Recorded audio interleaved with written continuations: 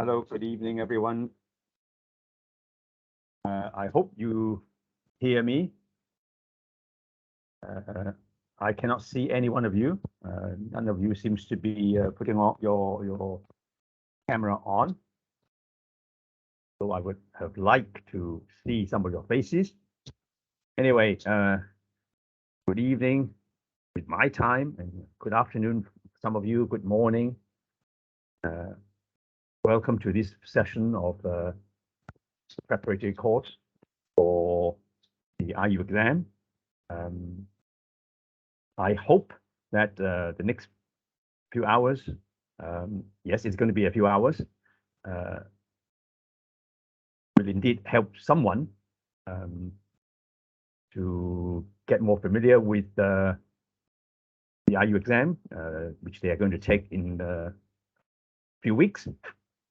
I thank the ITTF URC for preparing this and HPD for organizing this session. So let's go into it straight away because we do have a up session. So I hope you can see what's in front of you.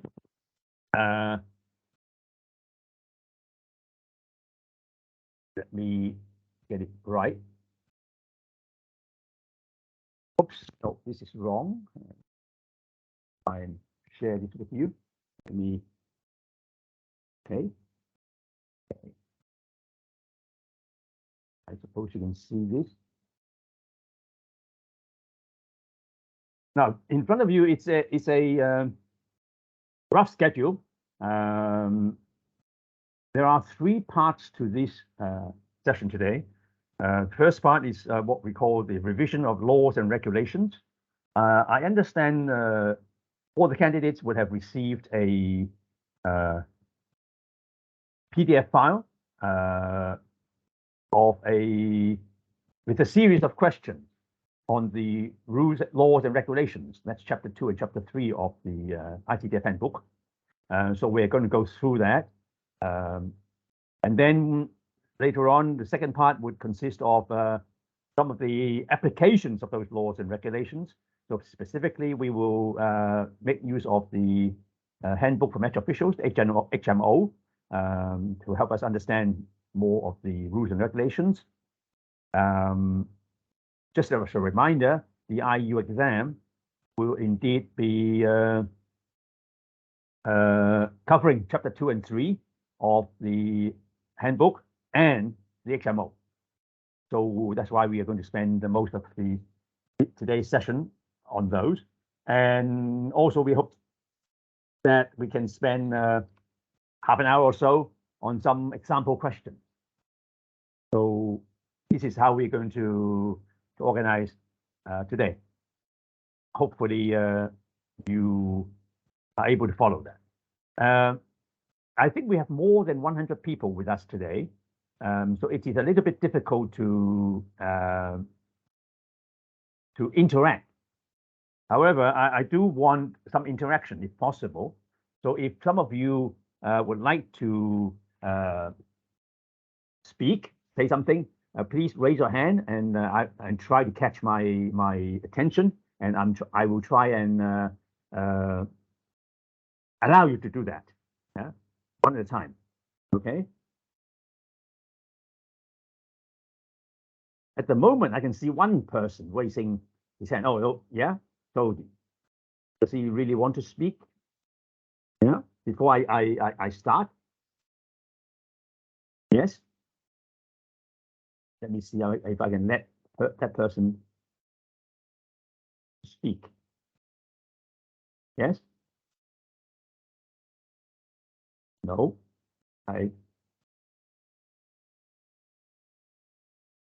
Can that person speak? Amina Mahmood. No, your hand is raised. Now another hand raised. Now, because with more than 100 people, there's 155 people actually at the moment, it would not be possible that we have a great deal of interaction. Now, so many people raising their hand. Yeah, so I think it's not possible that everybody should have a chance. Now, somebody says your mic is muted. Let me try and unmute somebody. Okay. Yes, I have unmuted somebody. People mic, allow mic. How do I unmute the mic?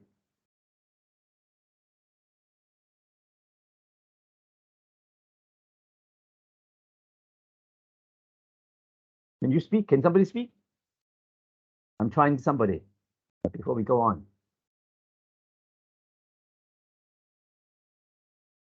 Amina, if you'd like to speak, you have to unmute yourself. Your mic has been enabled and you have to unmute yourself. Yeah. So I unmute him and he has to unmute it as well. Is that correct, Dora? That is correct. Okay, can everybody hear that? Understand? Now, if you want to speak, you raise your hand. I will unmute you at the same time, or immediately after that, you also unmute yourself. Okay? Now, okay, let me try and unmute somebody called Baron.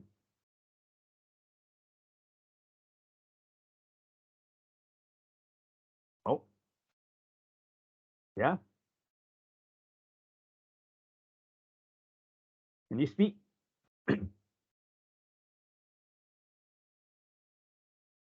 Nobody wants to speak. Or people raise their hand cannot speak. So what's the deal now?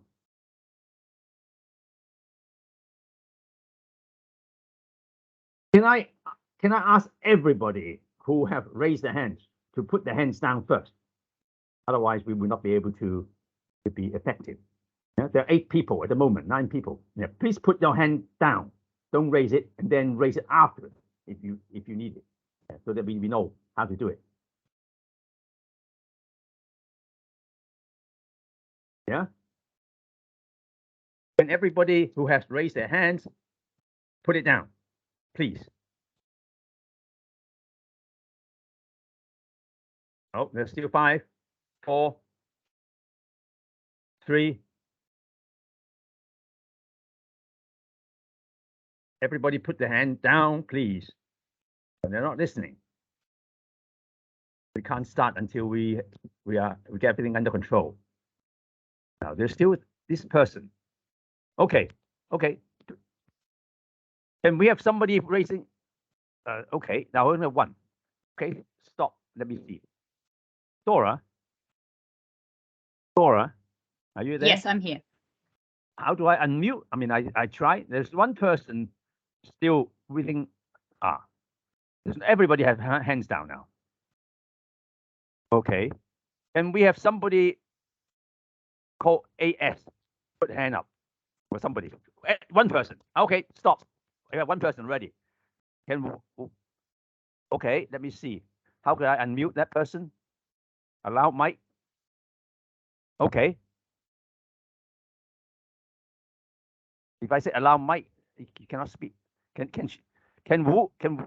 Wasiu? Hello, can you hear me? Who are you? This is Wasiu. I'm just checking okay. it. Oh, that's correct now. So we Okay. now understand how to work. Yeah, Wasiu is now working. I unmute him, and he unmute himself, and he can speak. Okay. Yeah. Okay.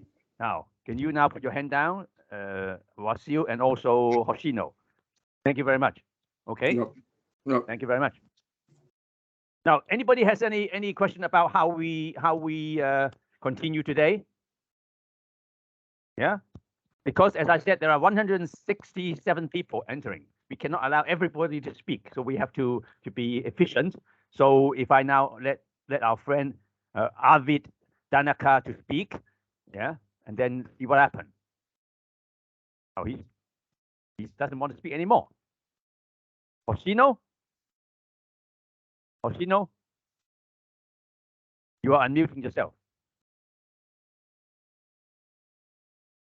Doesn't work out very well.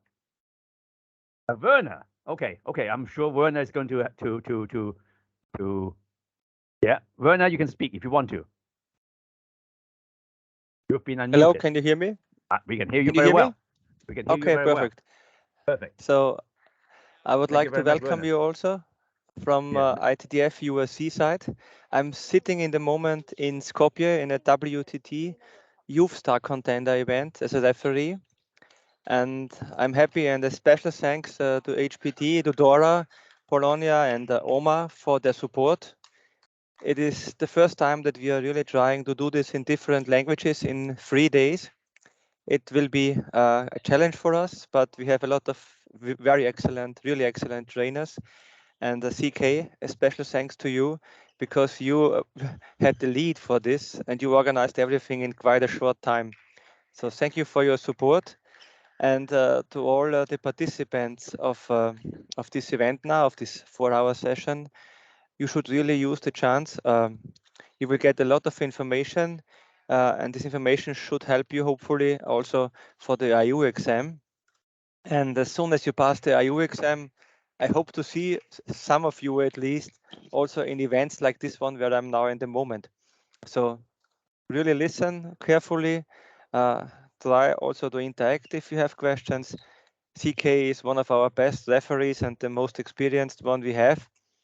So take your chance and all the best from USC side. Thank you. Thank you, Werner. Thank you very much for the kind words. I mean, I don't know if I can live up to your expectation. Anyway, so we can start now. If somebody wants to speak, raise your hands, and I will occasionally look at the list to allow somebody in. Okay, so let's begin. I presume that you all have received the PDF file from the HPD, and then you have gone through it.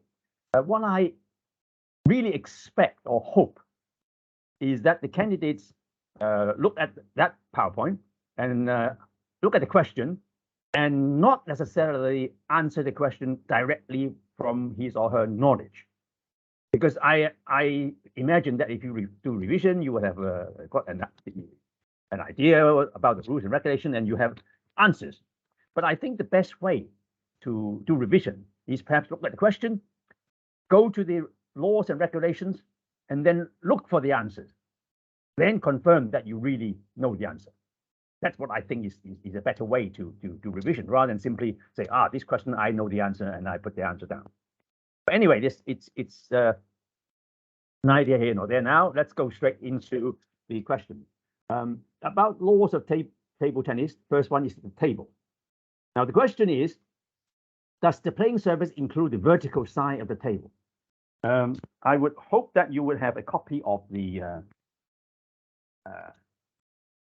handbook, chapter 2 in front of you, so that you can really directly answer that question. I think that most of you would have some idea about the answer already, but anyway, I will try and lead you through how I think is the best way. Of course, the answer is no, it does not include the vertical side of the table. But 212 is clear of that. And then we go on to 216, which is also the table. It says, would the center line of the table be regarded as any part of the half court? Now, if you look at it, 216 mentioned about the width of a white line and the center line, whether it's the right half court or left half court. Yeah, so you should know.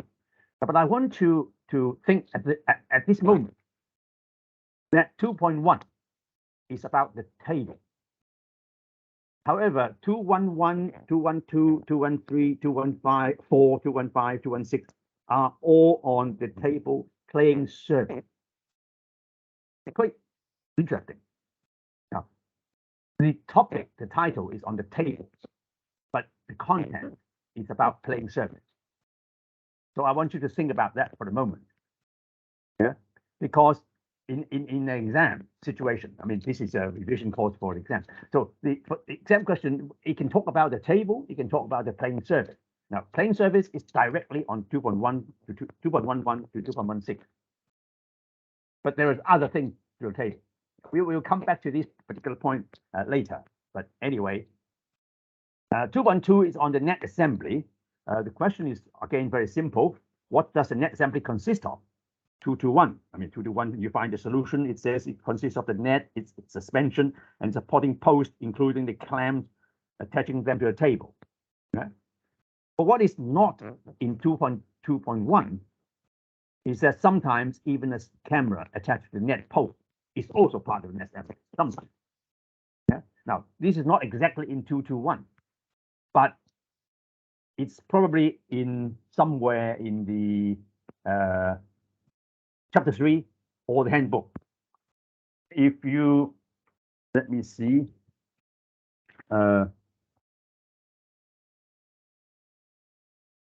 if you go to 3232 in the regulations, you would see that there is some connection to the net post, which says there is sometimes some equipment attached to it. So what are those equipment? So we'll come to that later on. But this 221, although it sounds very simple, but it can be a little bit more than that. So the racket, what are the requirements of a legal racket? 241 and 242, and then you will probably say, okay, it's any shape or size or weight, but it has to be flat and rigid. Now, in chapter 2 and chapter 3, there are many numbers that you sometimes have to remember, because I mean in the exam, so they would ask questions. I'm not saying that they would ask you whether it's 85% of natural wood or 75% of natural wood or something like that. I'm not saying that, but then sometimes it would help you to understand these numbers in case the exam questions are on some numbers. Yeah, so it would be nice to try to remember some of these numbers.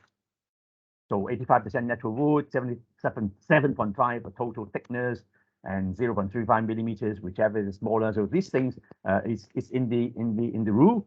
So it may help, as I said, to know maximum thickness, and this is an easy one. It's about without sponge, but of course the 2.0 you have to understand it includes the glue. Yeah. So of course with the sponge it would be 4.0, including the glue as well. So but these are the specification of the thickness of the racket covering. So this is something that you should be familiar with.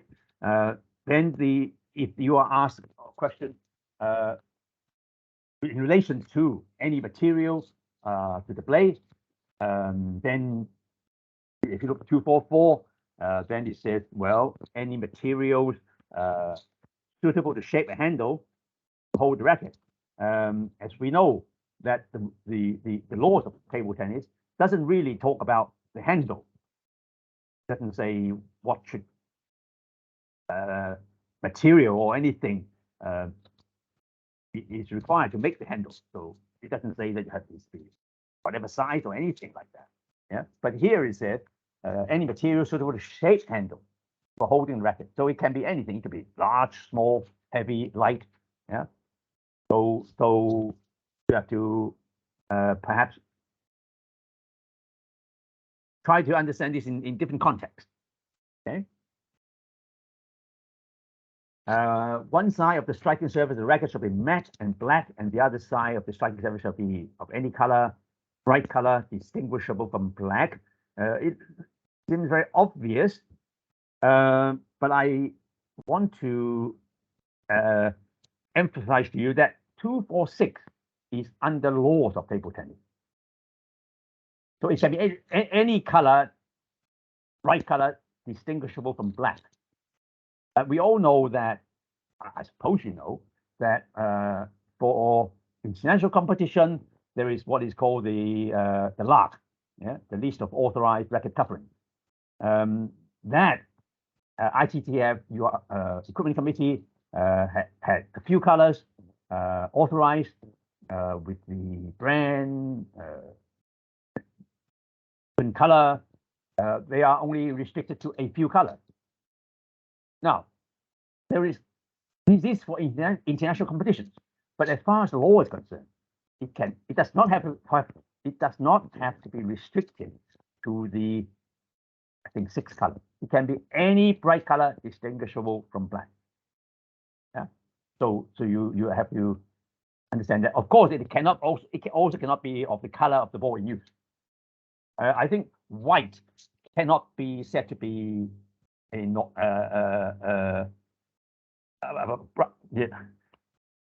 bright color.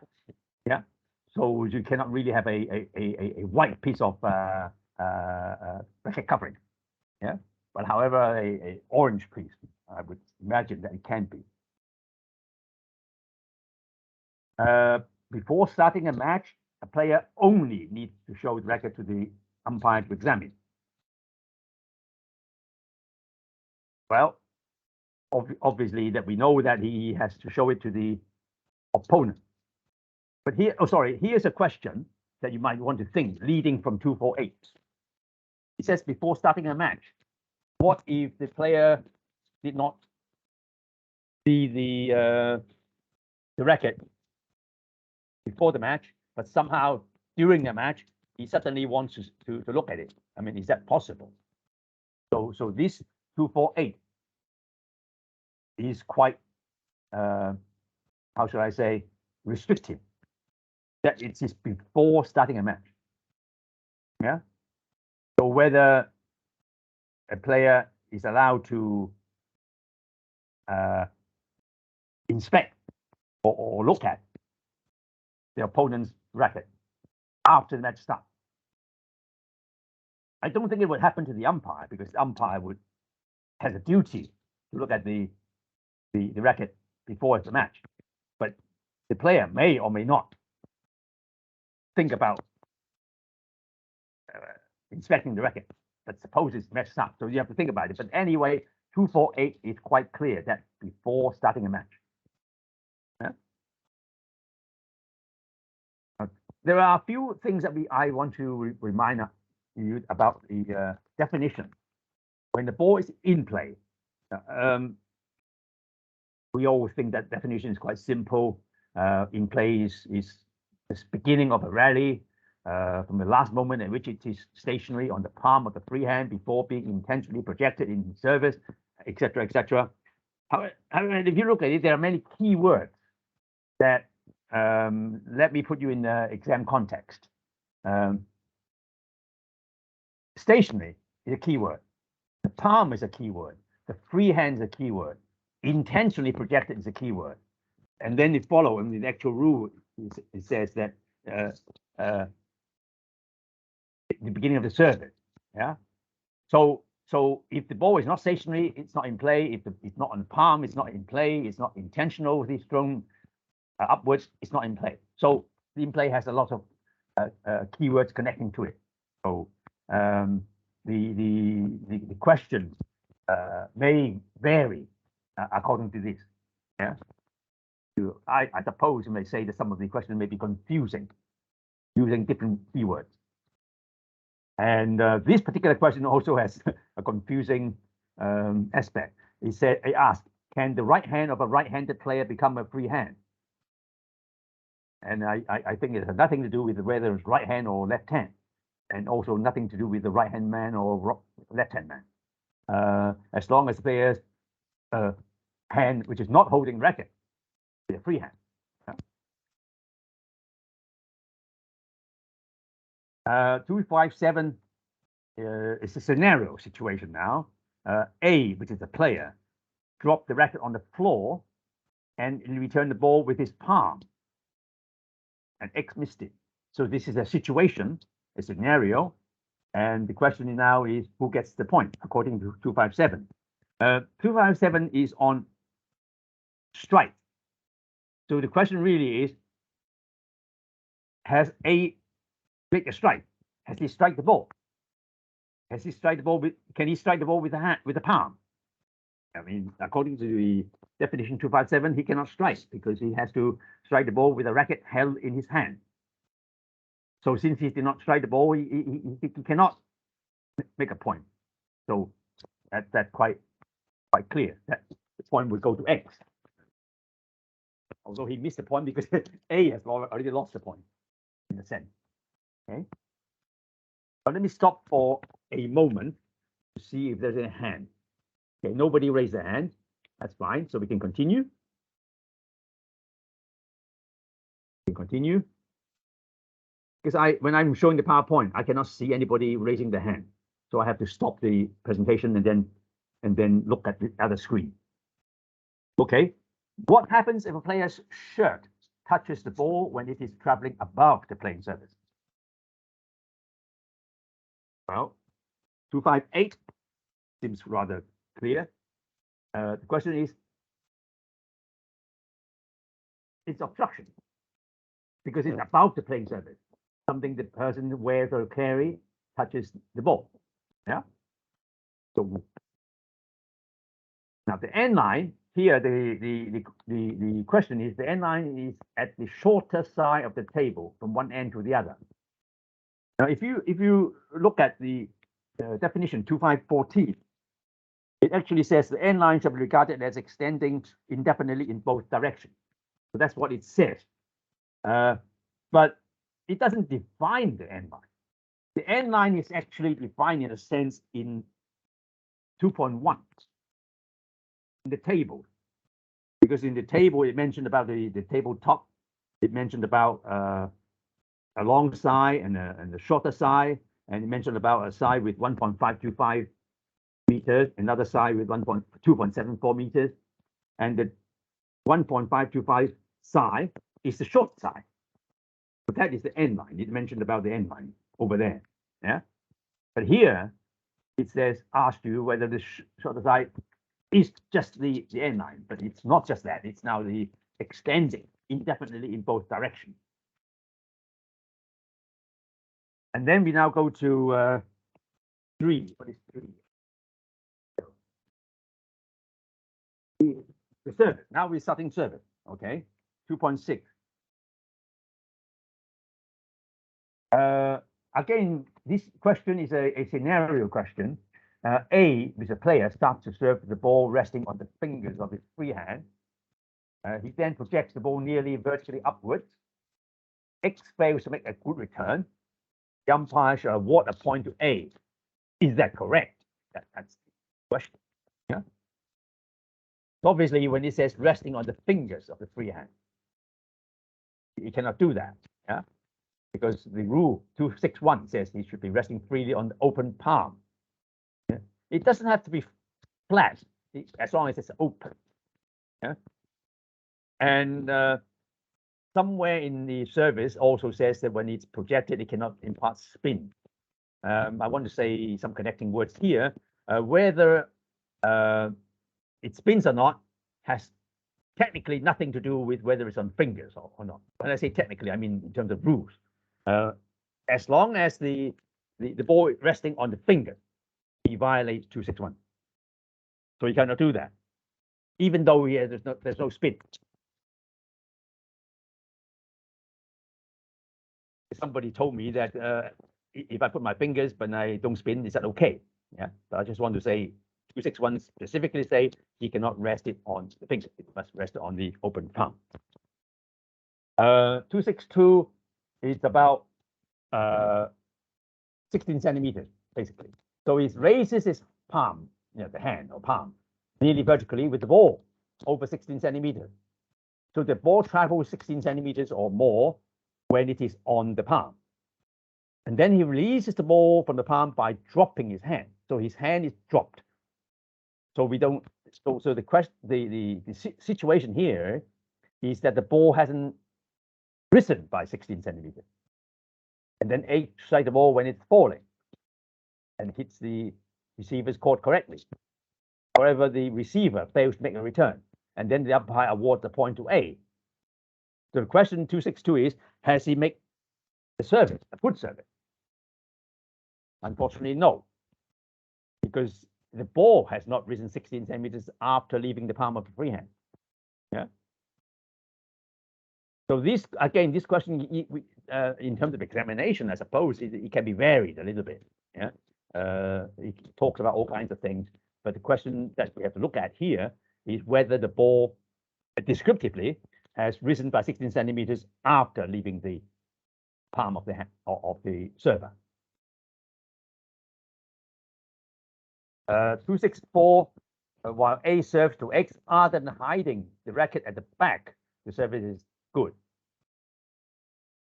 And the umpire awards a point to A. Is that all right? And he's hiding the racket at the back. And if you look at 264, it doesn't say that it has to, the receiver doesn't have to see the racket. It has nothing to do with that. Yeah.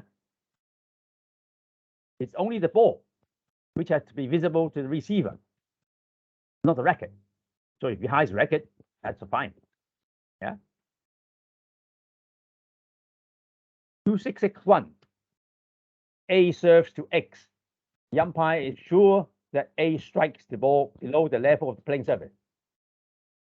But this is the first time. And may the umpire call a let and give a warning,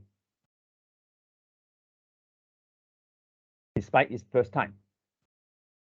And of course, if you look at 2661, then the answer is no. It must be a fault, because if it's determined to be striking the ball below the level of the playing surface, even though it's the first time, I mean, you can't knowingly that it is a fault surface to ignore it.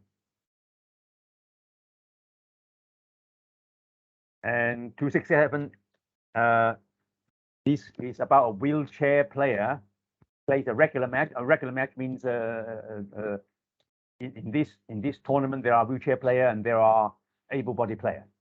Yeah. Whether the opponent is on wheelchair, no. And however, this wheelchair player tells the umpire at the beginning of the match that he needs to serve with the ball tossed from below the playing surface because of his physical disability. So he mentioned this to the umpire, asking for relaxation of the service rule. So may the umpire relax? I mean, depends on whether the umpire agree with the player, the wheelchair player. Of course, if he doesn't agree with him, then no. But suppose he agrees that he cannot really serve. I mean, suppose he has documentation to say that he cannot do that. Yeah. 267, and of course the rule in there says the umpire may do that if he satisfied that the requirement for a correct service is not possible. Otherwise, yeah, everything correct service cannot be done due to a physical disability, then he can relax it. Now I want to stop again here to look at whether there's any hand. I can see two hands. So let me unmute somebody and allow him to speak. Okay, Qiu Chi Sang. Qiu Chi Sang, you have to unmute yourself to speak. Qiu Chi Sang. He's not listening. What about Wai Xiu? Wai Xiu, you want to speak? Wai Xiu, you also unmute. You have to unmute yourself. I'm afraid you have to wait a little while when I. Can you hear me? Okay, we can hear you. Who are you? Yeah, unfortunately, my line dropped when we were explaining the table extension. I don't know if you could go back there if it's possible. I'm sorry, go back where? I said my line dropped when you were explaining the table extension. I didn't really catch you at that time.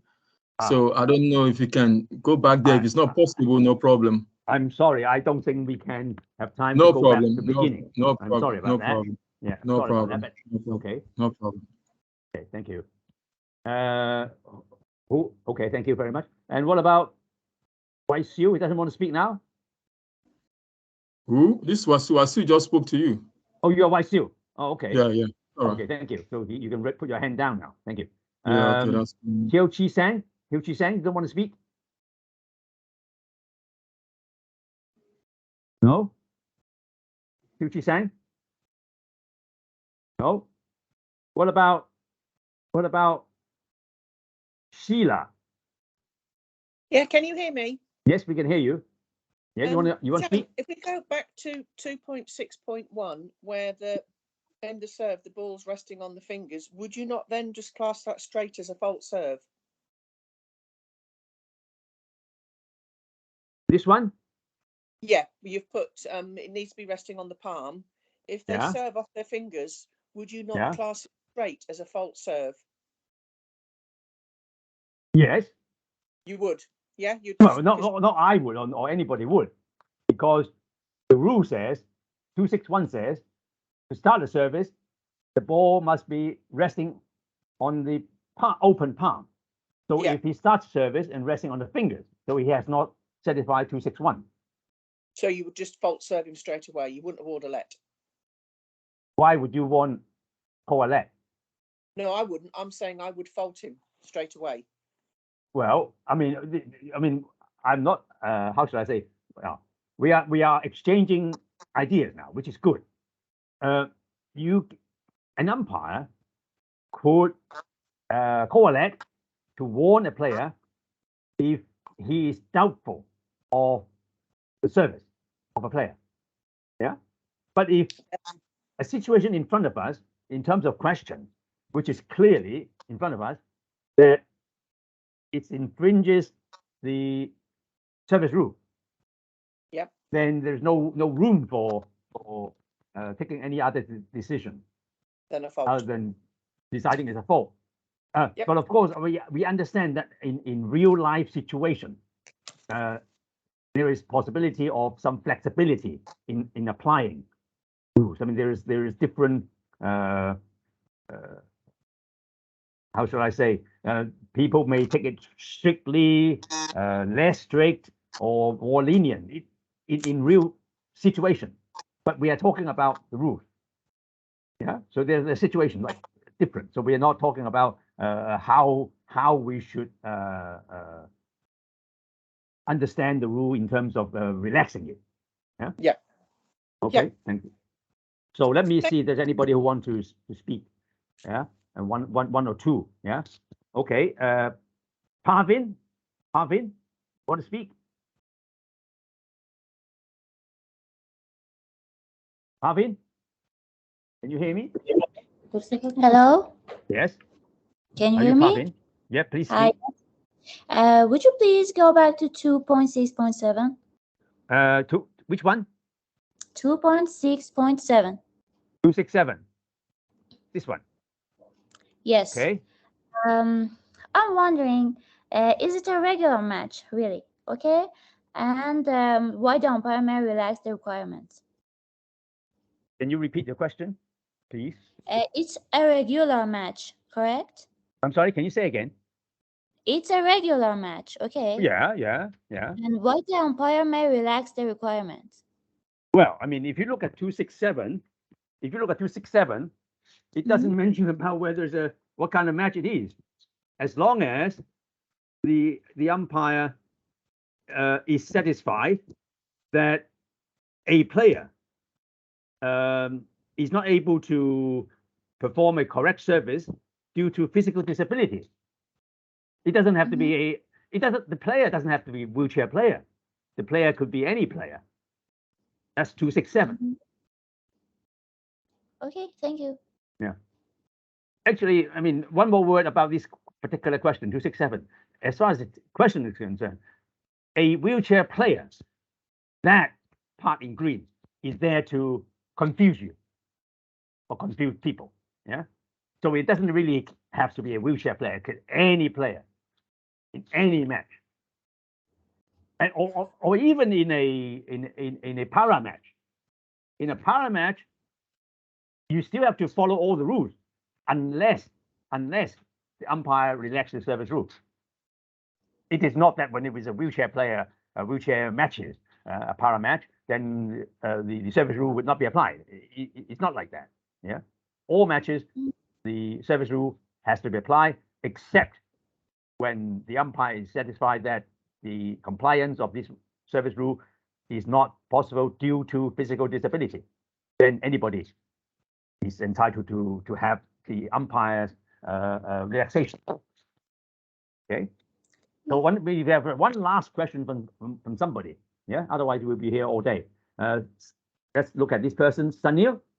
Sanil, can you hear? And this is the last question. And I would ask everybody else to put their hand down and then raise it again later. So Sanil, do you have any question? Are you listening? Sanil? Now you are not responding. I have given you a chance. Sanil Sapri. Sanil Sapri? The last call. Sanil Sapri? Okay, so we go back. We have no more questions. So now let's go look at, let me look at, continue with this. We have looked at this already. Oh, no, not there. Let me go back.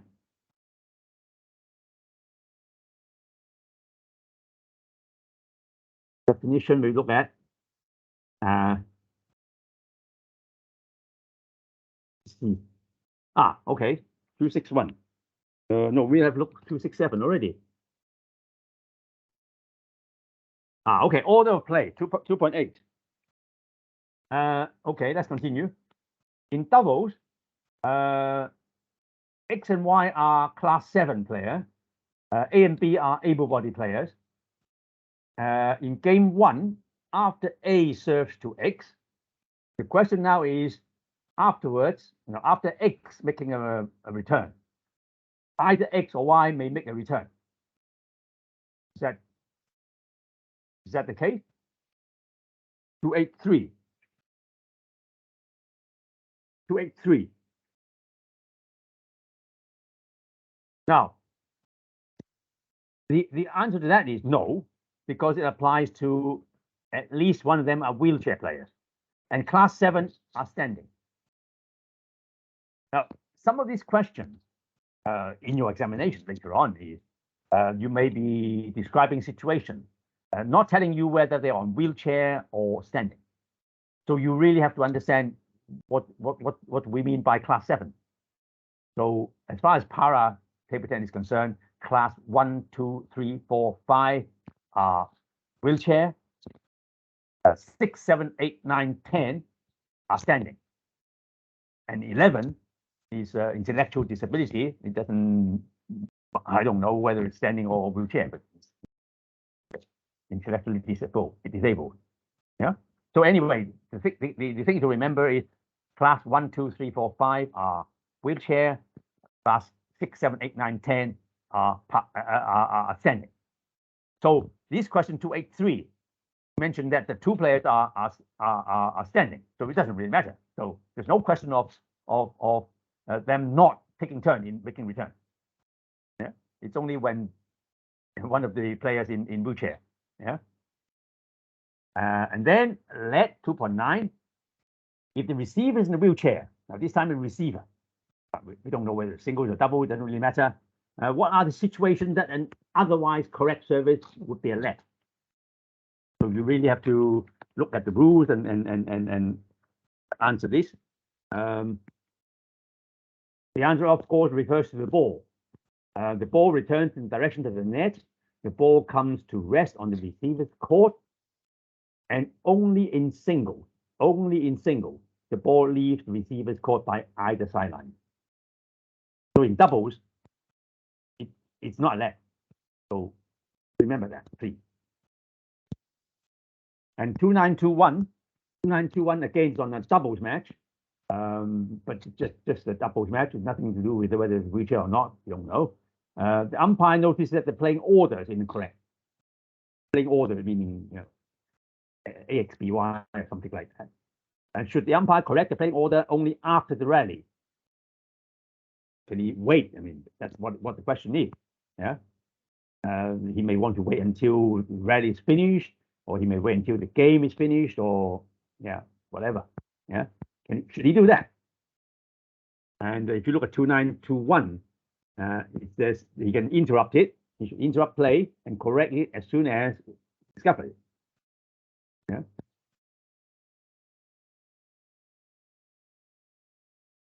And 210 is about point now.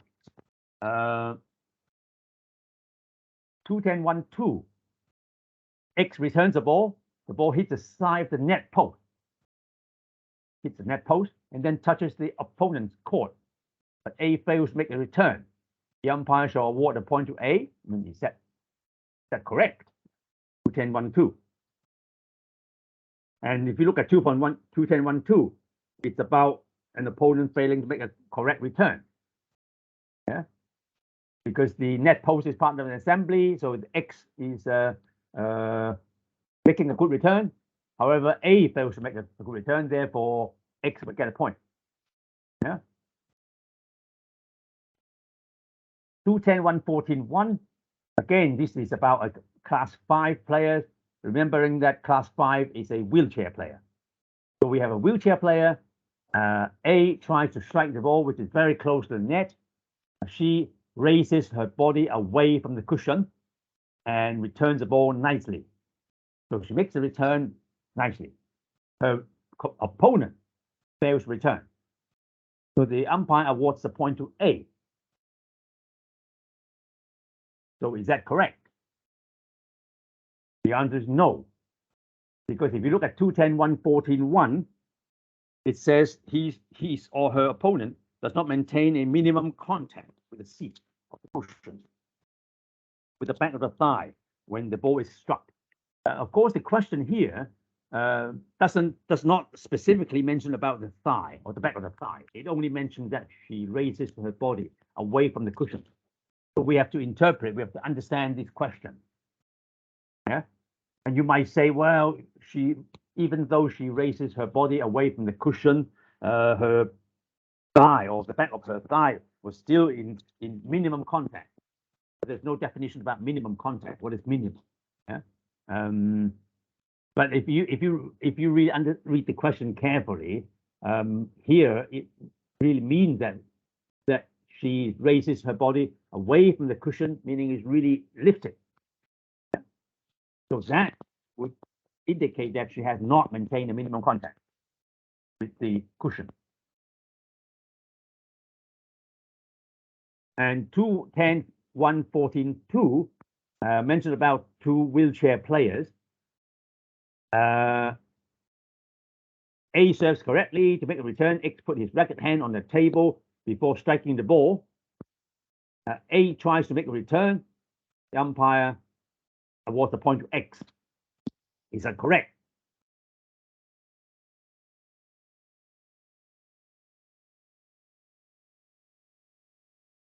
So X is a wheelchair player.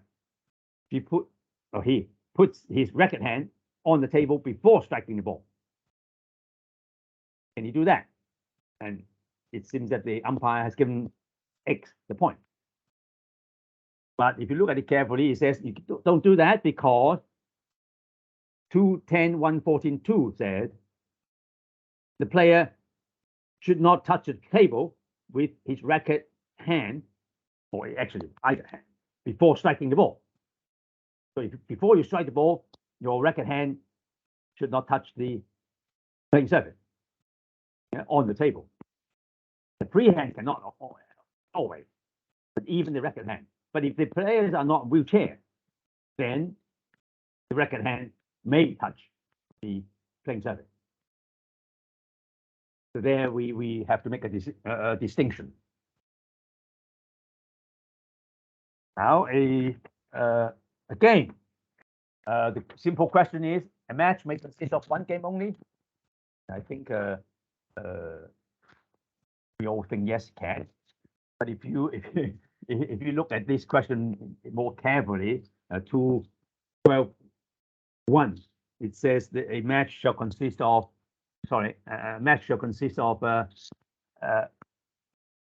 best of any number of games in plural. Yeah, so it really needs to go to the English teacher to understand this question. Yeah, if a match must consist of the best of any odd number of games, is one allowed? Yeah, but I think we were told that by the English teachers that the question is generic, rather than putting S in brackets. That would include any number as long as it's odd. So there you are. 213, the order of service, receiving and ends. The player who wins the toss may give the right of choice to the loser. In other words, can he not choose anything? We know what he may choose, but can he not choose, or may he not choose? 213.1 tells us that he has a right to choose, and the wording is that the right to choose shall be decided by law. Yeah, so he shall have the right to choose. What he chooses may be different. He may choose to serve, he may choose to receive, he may choose a particular end, he may choose different things, but he has to choose. He cannot say, I don't want to choose. And 213.2 says, what about the loser of the toss? Has he got any choice? Has he lost all rights of choice? And of course, 213.2 says he still will have the choice of whatever is remaining by the winner of the toss. 213.4 in doubles. And how would the first receiver in the second game decide it? First receiver. Not the first server, but the first receiver of the second game. 213.4. And first of all, you have to decide who's the first server of the second game. Once you decide on that, and whoever served to this person in the last game would now receive from the first server in this particular game. So the question is not direct, or the answer to the question is not direct. And 213.6 is in the last possible game, final game of a doubles match, with the receiver always, question is always receive from the player from whom he served to in the preceding game. It's always the case. And 213.6 would tell you that somehow, sometime during the match, there would be a switch. When the first pair score 5 points, at the time when they change ends, they would also change the order receiving. So this is not an always receive from the player whom he served to in the preceding game. Expedite system. That's the last section on the law. The expedite system.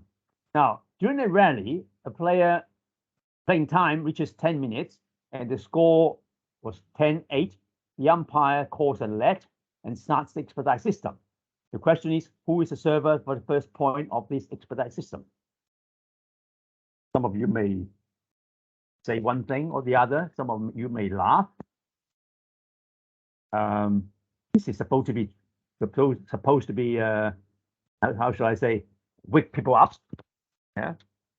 Because at 10-8, which means 18 points has been scored, there will be no expedite system in this particular game. But if the question changes to who is the server for the next rally, that makes sense.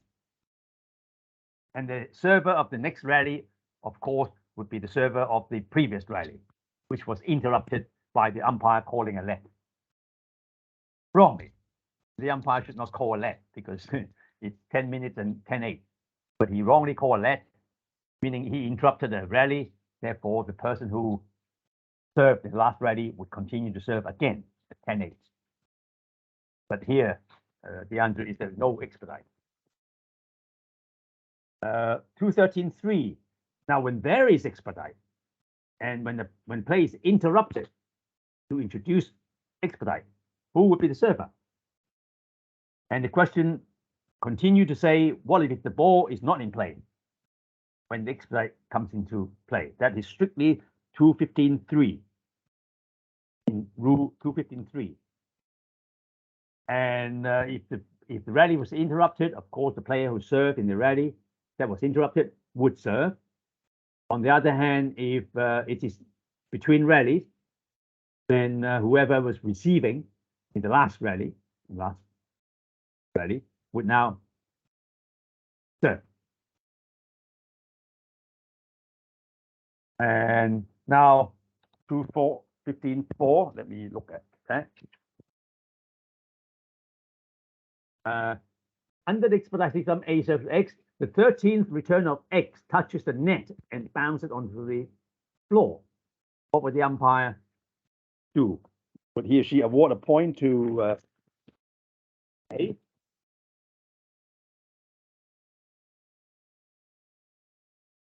Well, because the 13th return of X was not correct because it bounced on the net and onto the floor. Therefore, it was not a correct return.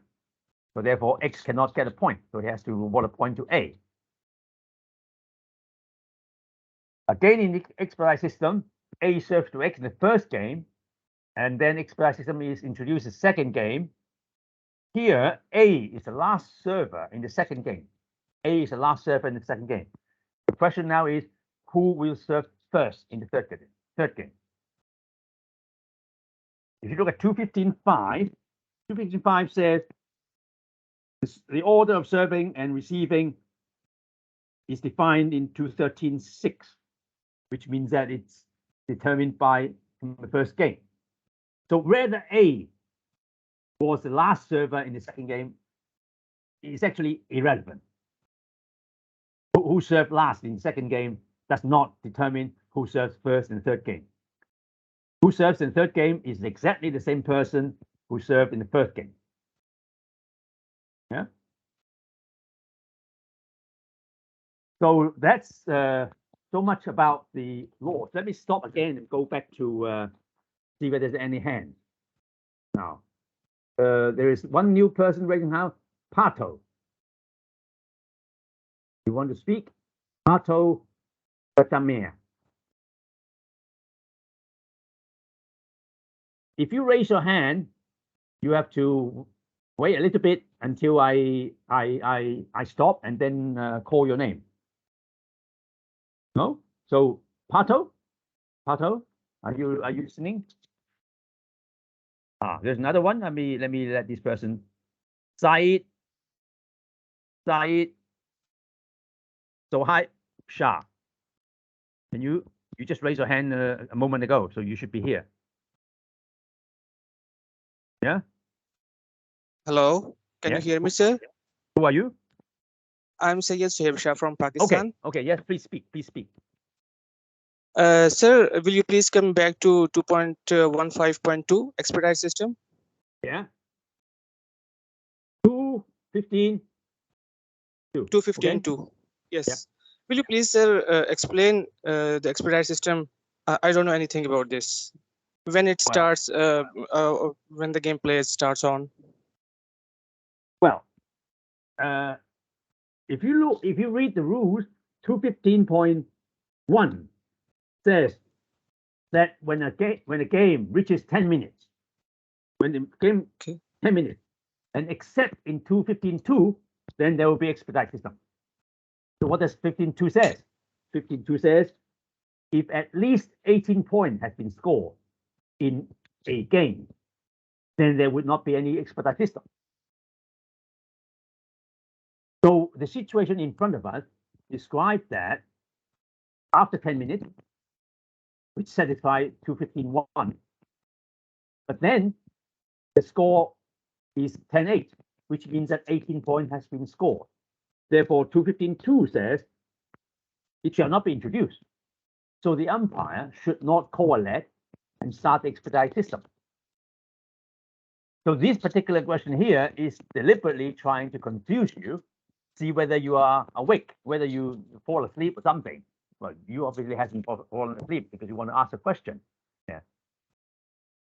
Yeah. So the umpire should not have called a let because the situation to start expedite system is not there. Yeah. So he should allow the rally to continue. Whoever wins the point is either 11-8, finish the game, or 10-9. And then continue without expedite system. So does that answer your question? Yeah? Does that answer your question? Yes, thank you so much, sir. Thank you. Now I have somebody else, this person called Bolena. Okay.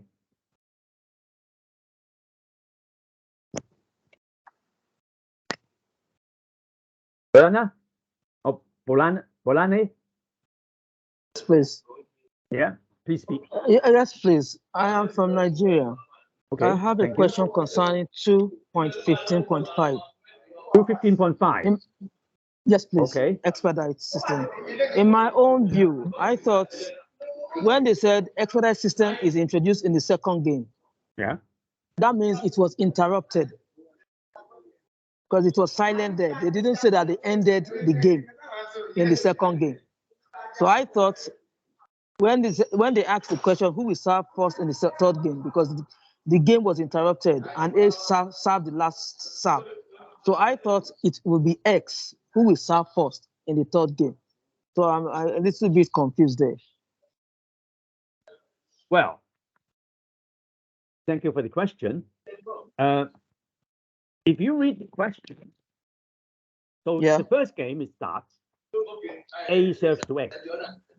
So A is the Okay. server of first game. Then in second game, somehow there was expedite system. So 10 minutes is Okay. up or whatever.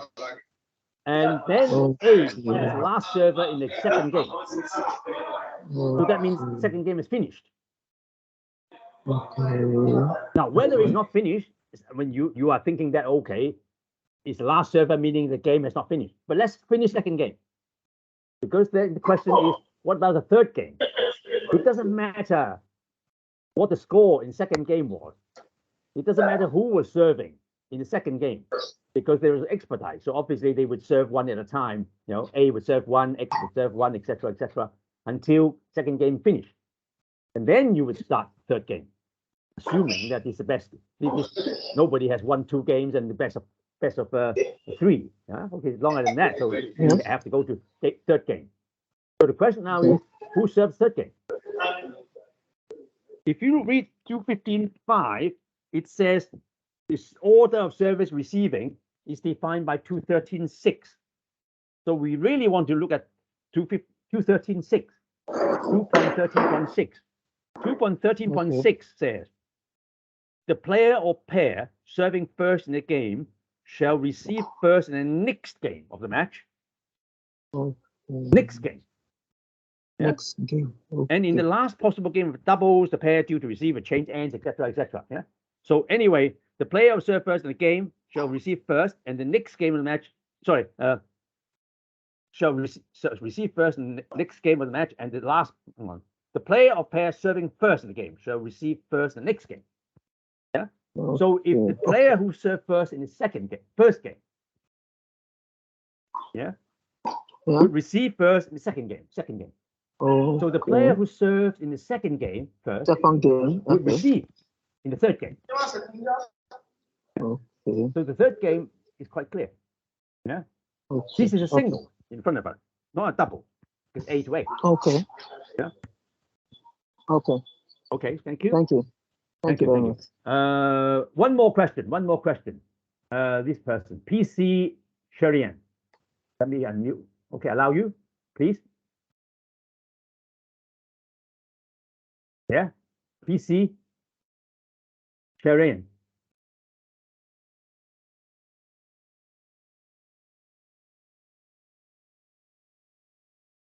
Yeah.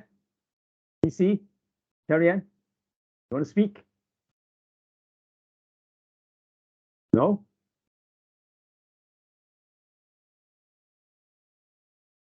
No?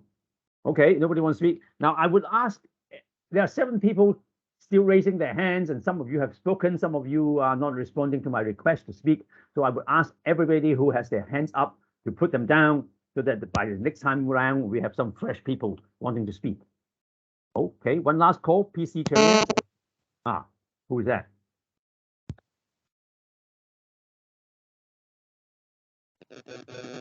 No, okay, so let's continue because now it's 1 hour already, so we need to move on a little bit. We need to move on. We have another. Okay, let's move on. Now we go to chapter 3. Regulations for international competition. About equipment. Question now is, in which document should the brands, colors of the table, net assembly, floor, and balls, etc., would be specified? In which document? If you look at 3212, it tells us that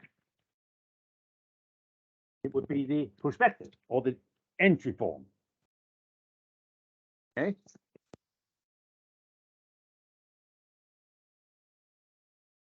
Where on the record should the ITTF logo, number, and brand name, etc. be? 3213. Well, it should be nearest the handle. But there's no clear definition about nearest. So it depends on how you treat the word nearest. 3214 says, well, are there any specific requirements for competition tables for power play? Are there? If you read 3214, let me read also.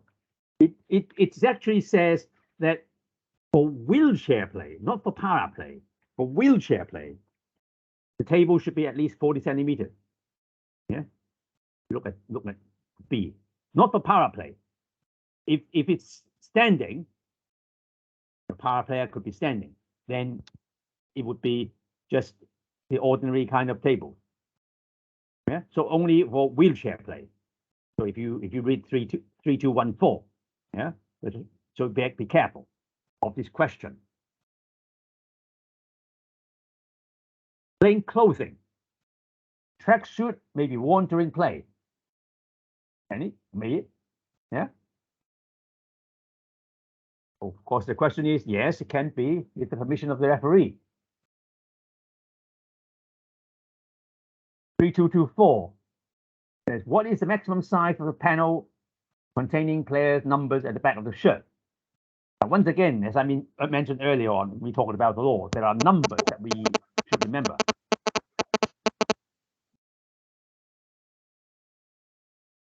The number is 600. So somehow you need to remember this number. I mean, I don't know about the exam questions, whether we tell you that the maximum size of a panel is 600 square centimeters. Another answer is 500 square centimeters. Another answer is 400 square centimeters, or something like that, to see whether you remember this thing. For me, these numbers are not terribly important to remember.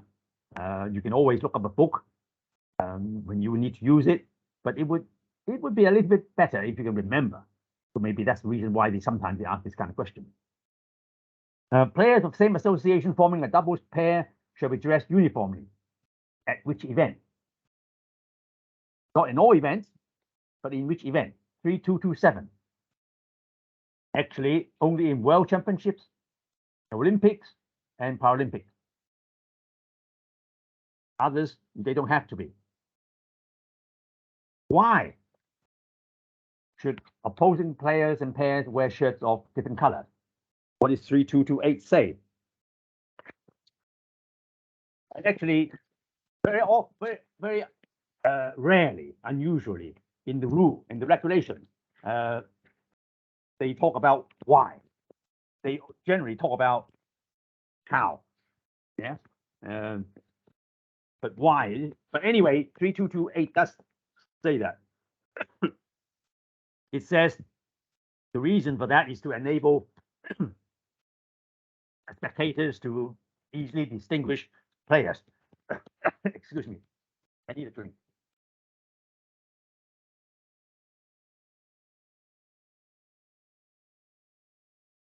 Okay, that's the reason, as said in 3228. Playing condition.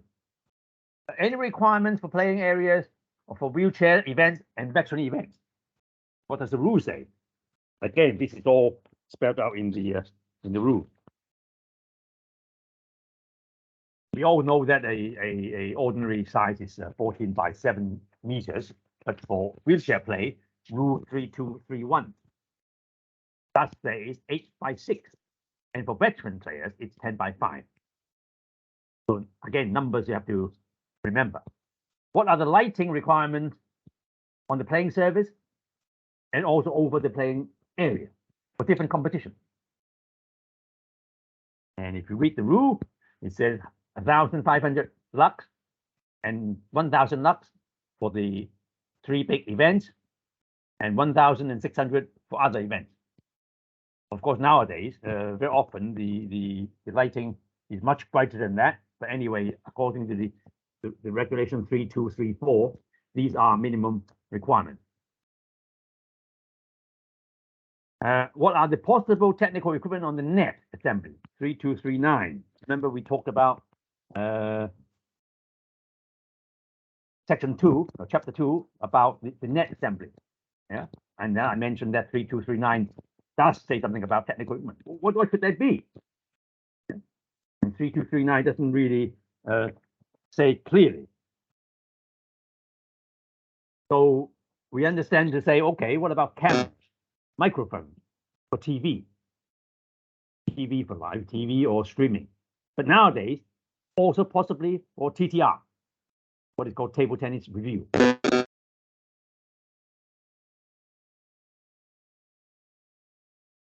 Racket control.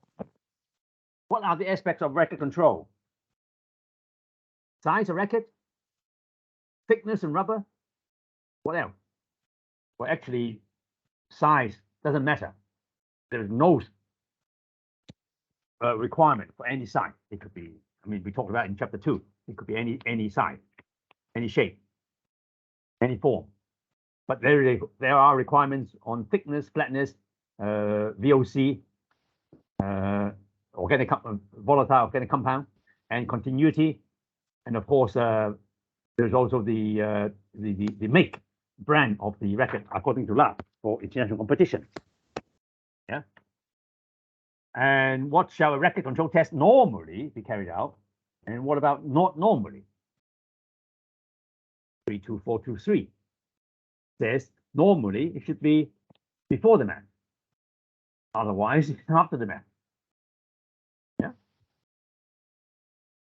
And again, some numbers that you have to remember. Any penalty for failures of racket testing. Somebody who fails the racket test. What are the penalties? The penalty is if it fails 4 times within a period of 4 years, there will be a suspension of that particular player for 12 months. And are there any specifications for playing venue that prohibit the use of liquid adhesives? We can see this person sitting here gluing. Okay. Yeah. Are there any restrictions? 2345 says, I'm afraid in the entire building used for table tennis or related activity, you cannot glue your racket.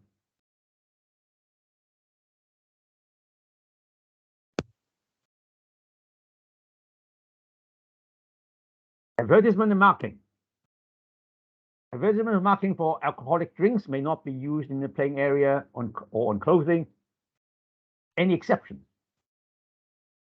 Exception. If you read 32511, then it tells you there are exceptions when competition not explicitly for U18 players. You may advertise for non-distilled alcoholic drinks. Some of you may say, well, we now have the WTT or World Youth for U19. But why does the rules say U18? Well, if the competition is U19, that means it's not a competition explicitly for U18. So it doesn't count.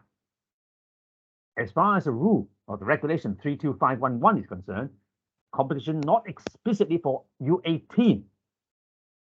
Yeah, then you may advertise certain alcoholic drinks. That means it's only, I know there is no competition generally for U17, but that's the same thing. Okay. But anyway, anything U17, U16, 15, whatever it is. If those competition is explicitly for those players, then you cannot advertise distilled, non-distilled. Huh? Are there any color or size restriction on lettering or symbols inside of surround? Fairly straightforward, but there are numbers to remember. 2 different colors, not for not of the same color of the ball in use, and also a maximum of 40 centimeters.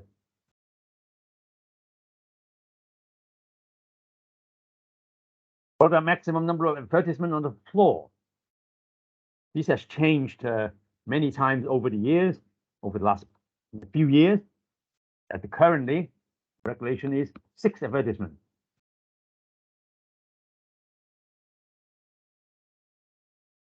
Again, on advertisement marking, what are the requirements of advertisement on the playing table? On table. Well, here, again, numbers, one permanent and one temporary, each within 60 centimeters, but not on undercarriage, except now, most people don't remember the exception. But let me remind you that if you go to 32566, then it lists out some exceptions. And let's look at that. 32566, what is the exception? The exception is if the table manufacturer or supplier is the title sponsor of the tournament. Then you can have an advertisement on the undercarriage.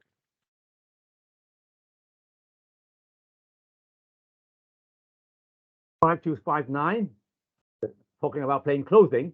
What are the limitations to advertisement on playing clothing? And many numbers to remember. 24 square centimeters, 6 with a total of 600 square centimeters, etc., etc., etc. So I invite you to go to 3259 and try to remember some of these numbers. Because as I said, some of the exam questions may go around these numbers and form several questions. Yeah, it would just help to remember some of these numbers. But they are confusing. People do not generally remember these numbers very well. Table tennis review, which is a very new thing, which was only passed, this rule was very new last year. So I think whoever passed the IU exam this year would be the first lot of international umpires properly being tested for table tennis review regulation. The question now is, if the TDR is being used, who has the final decision on an appeal made by a player against a decision of a responsible match official on a question of fact? Who makes the final decision? And 327 is quite clear on that. Is that guy or that person called TTR official? We don't know who that person is actually yet, but anyway, that person is now termed as TTR official. Now, about match officials, let's go quickly on this. First of all, about referees. The question is, can you list some of the responsibility of referees?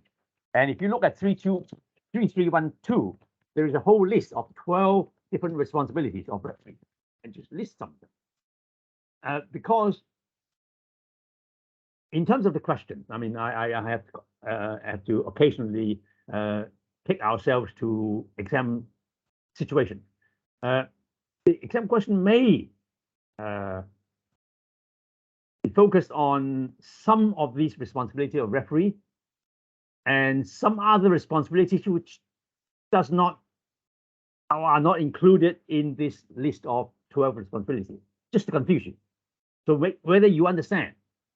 Now you might say, I'm only taking exams for international umpire. Why should I know the responsibility of the referee? Because I'm not referee.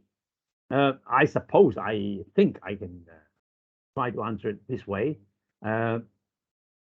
Although we are umpire, hopefully when you pass the exam, you'll be an international umpire. And then during your duty, you may want to refer some of the decisions to the referee. And you need to know what the referee is capable of, or is not capable, but is how should I say, is responsible for those decisions. You should not go to the referee for something that the referee is not supposed to make decisions on. So that's why you need to know one of those 12. And also the question is, what is the jurisdiction of the referee over players? The jurisdiction word here means what is it? Geographical jurisdiction, and spatial and temporal jurisdiction. Yeah, it's the playing venue. Anytime that this player is within the playing venue, would be. Now it's about yourself. hopefully when you pass the exam, you will be one of these people, the umpire. What are the responsibilities? Obviously, you should know that we should not make decisions outside our responsibility. And there's a list, again, there are 12 of them. I'm listing here a few. So you should go to 3323 and make sure that you know all of these and make decisions based on those. And jurisdiction again, what is your jurisdiction? Jurisdiction is within the playing area. And we know what the playing area means. Now, what are the sole responsibility of an assistant umpire? So once you qualify as an international umpire, during a tournament, you may be an assistant umpire rather than an umpire. So don't for a moment say, I am an umpire. I would not be an assistant umpire. An assistant umpire is also an umpire. Anyway, what are the sole responsibility? Which means that this assistant umpire is the only person to make decision on the following. There are two only. There are two. One of them is about the edge nearest to him or her. Second is only the assistant umpire may inform the umpire of any breach of advice. Of course, the umpire doesn't have to inform himself or herself. What about joint responsibilities? Which means that either of them can. There are a few here. Total of 5. Which means that either one of these may make decisions on this. And for the last one, time, practice, period, play, or interval, does not mean that both of them would do that, which means that either of them may do that. So one of them time the practice period, the other one time the play, and another one time interval, something like that. But either one of them has responsibility. Stroke counter, who may be appointed as stroke counter, is a very simple one. It's either assistant umpire or a separate official.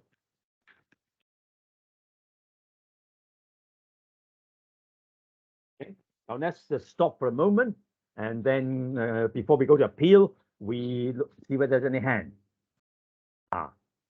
I see one person with the number 9194470. I don't know name, but perhaps one. No, he hasn't raised his hand. So sorry. Nobody. All the old hands. No. Yeah, he's raised his hand. You want to speak? 9194? Whoever you are. 9194 470 49355. I'm sorry, I cannot address you by a name. I only have a number. Yeah, my name is Jit, J-I-T-H, Jit. Hi, Jit. Yeah, please speak. Sir, this is regarding the use of harmful chemicals used, 3.2.4.1. Can you repeat the number? 3.2.4.1. The use of harmful chemicals for sticking rubber. Yeah. How do you? Yeah, 3241. Yes. Okay. How do you know if harmful solvents are used? How do you test? How do you know that the harmful solvents are used or not? Well, for sticking the rubber. Good question. We are not doctors. We're not scientists. I mean, yeah. We may be doctors or scientists normally it's a profession, but as an umpire, we're not. So we don't know. So as far as the rule, I'll try to answer you this way. 3241 says, it is responsibility of each player to ensure that racket coverings are attached to the racket blade with adhesive that do not contain harmful volatile solvent. Now, it is quite clear here, 3241 says, it is the responsibility of the player not to put any harmful. Now, how do we know? Maybe we don't know. Maybe we don't know. Yeah. But if we ever know, then the umpire, the player is in the wrong.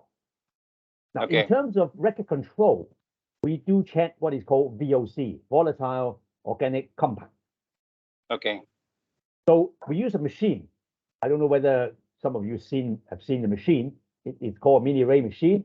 It's a machine which tests whether there is existence of what is called VOC above a certain level.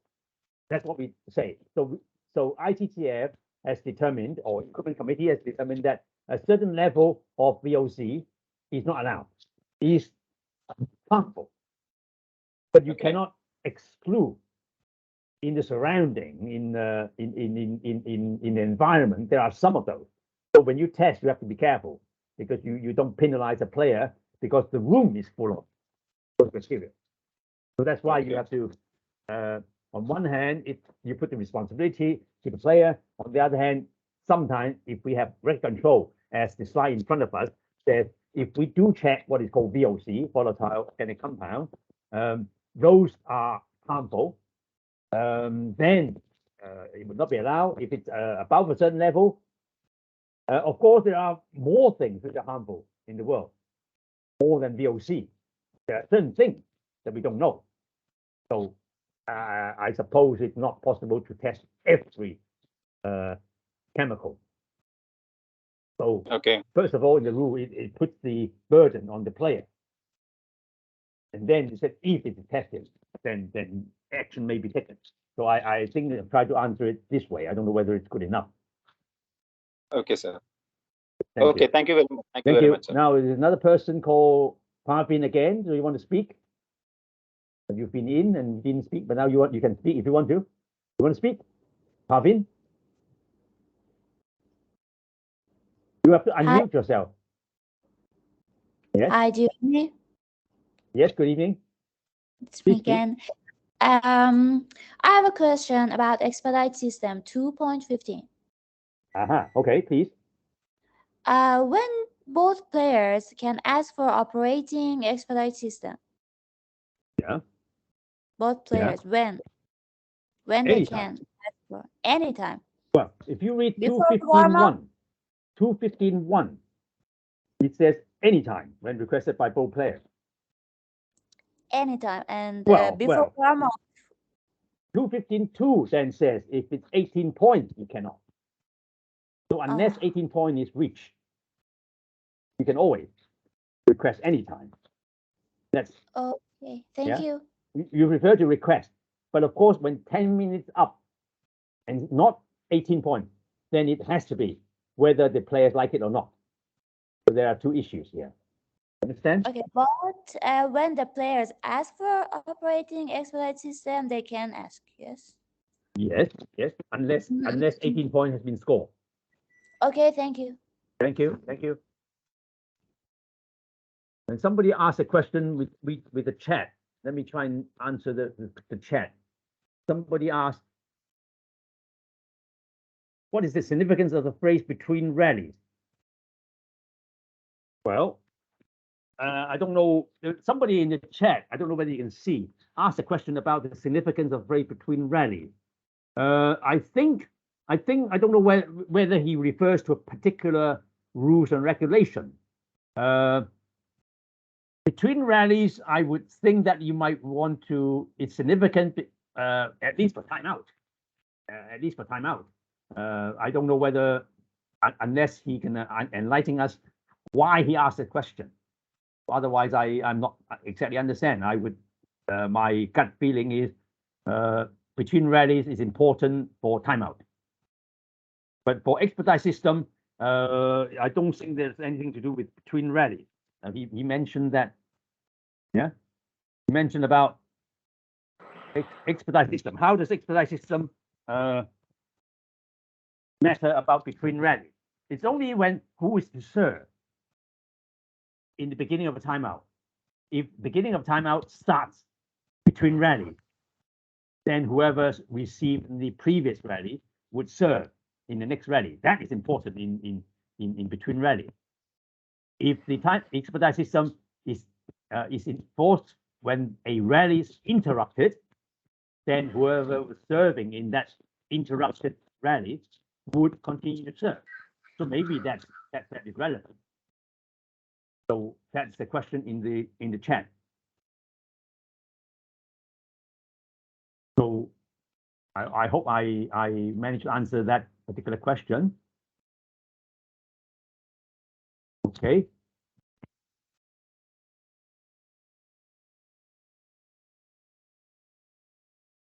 Let me have one person. Eric Addo. Eric, we want to speak. Eric.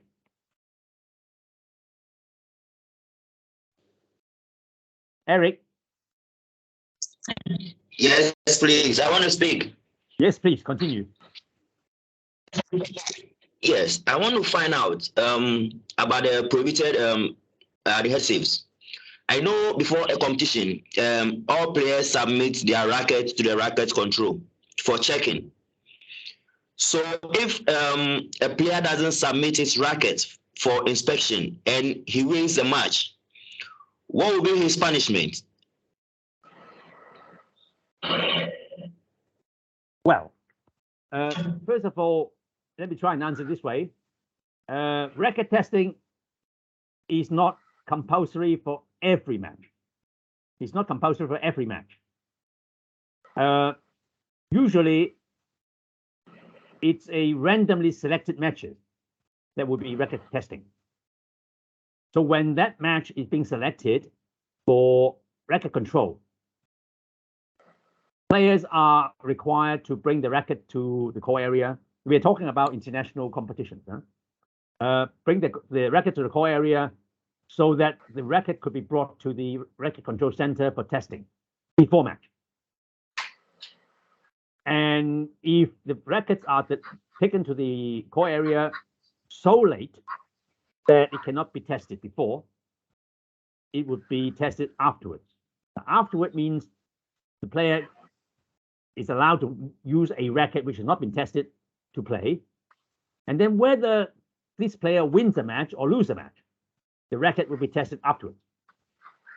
The player cannot say, I don't want the racket tested. He has to submit his racket, or the umpire has to collect the racket, and the player must. Otherwise, he'll be penalized for that. Yeah, for not allowing a post-match test. Yeah, it's like doping. So anyway, so whether winning the match or losing the match, the racket will be tested afterwards. And if the racket is tested to satisfy all requirements, nothing happens. If the racket is tested and found that there are some failure of anything, the racket control center would inform the referee, and the referee will make a decision whether that failure is actually infringe of something. In that case, if the player has won the match, he would have to consider to have lost the match. If he has lost the match, then he has lost the match. In either cases, failure of the racket test will be counted towards a total of 4 failures within 4 years. Remember? Yeah, 4 failures within 4 years will lead to a suspension. So whether you win a match or lose a match, a failure afterwards will be counted. And of course, if the player submits the racket before the match, that failure would allow the player to change the racket, but the failure also counts towards the 4 failures within 4 years.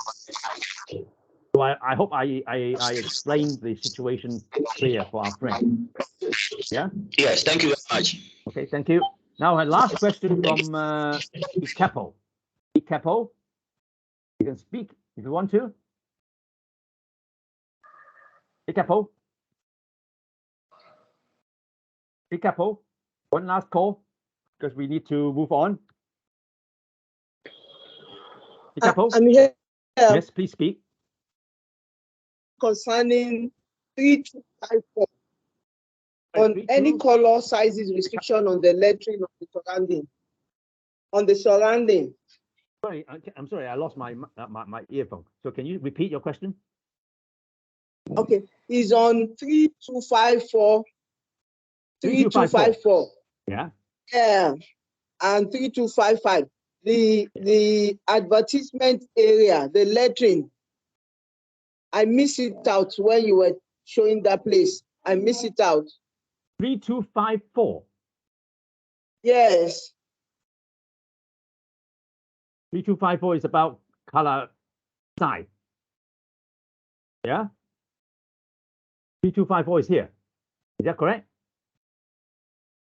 Yeah. Said any color. Yeah. Up to 2 colors, different colors of balls can be used. Okay. and the 3252.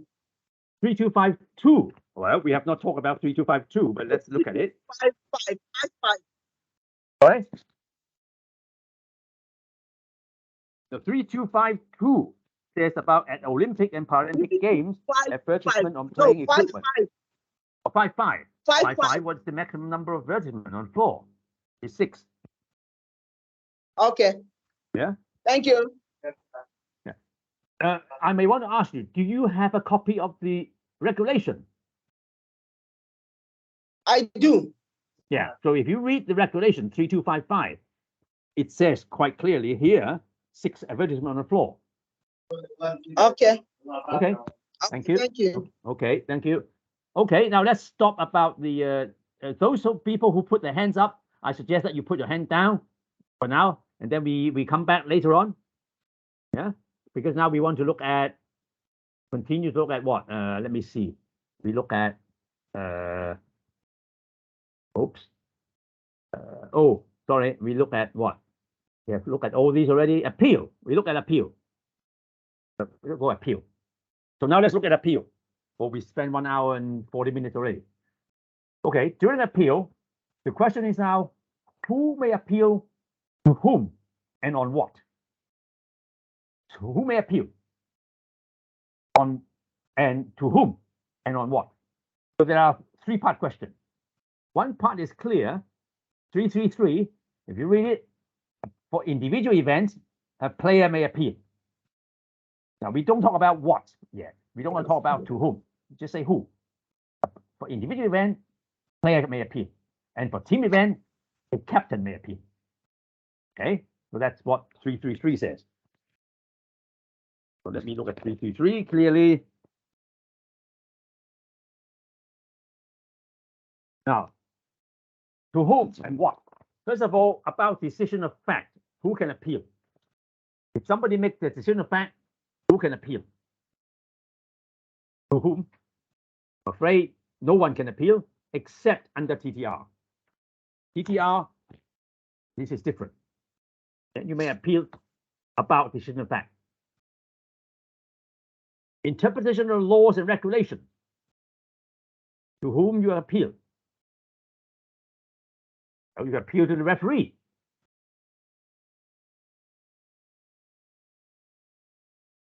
And what about questions on tournament or match conduct not covered by the laws and regulations? Who do you appeal?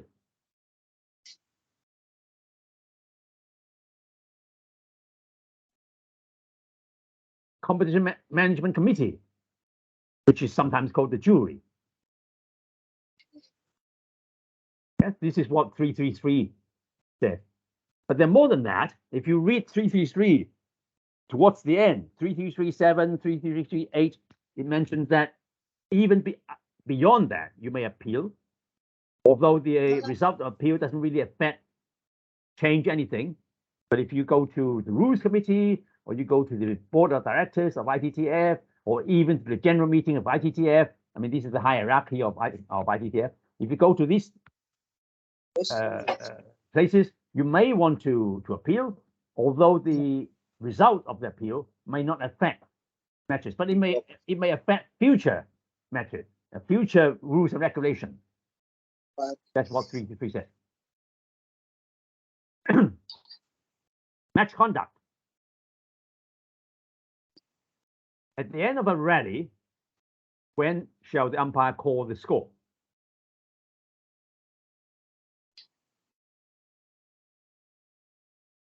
When the umpire call the score? 3-4-1-1. Well, as soon as the ball is out of play, or as soon as it's practicable thereafter. That's what the regulations say. 3-4-1-1-2. At the change of service, should the umpire always name the next server? The answer to that is no. He may do that, not always, but he may, unless specifically advised by the referee.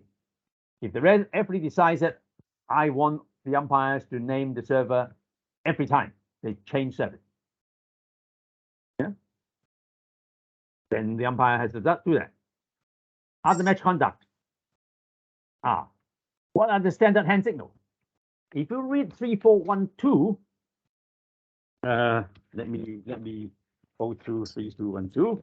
Okay, there are two hand signals which are to be used. 3212. There's a point. It mentioned about 90 degrees. Mentioned about a let, and that's it. Two hand signals in 3412. However, if you go to the handbook for match officials, 18.1.3 or 18.1.6, or the appendix A and D about procedures, you see that umpires are required to use hand signals for the next server whenever there is a change of server. Yeah, but it is not included as a standard hand signal in the regulation 3412. I want to alert you on that. Okay. Apart from English, what are the languages that could be used for calling the score? Can you use, French, Chinese, Arabic, whatever? Well, as long as both players and the umpire are acceptable. Yeah. So that's what the rules say. Any language to the player or the umpire. I ask you, please, to mute your microphone, please. Can you mute your microphone? What is the purpose of the yellow marker? Now, not yellow card, but yellow marker. Some of you may know, yellow card is to show a player or an advisor about illegal behavior. But what is a yellow marker? Yellow marker is to indicate to other people. I think somebody is speaking, so I need to stop them.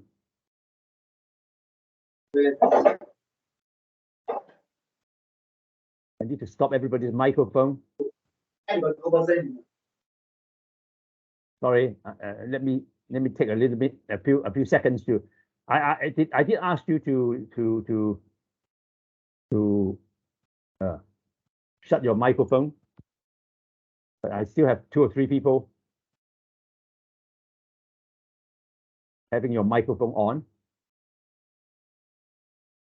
I need to disable your phone. I'm sorry.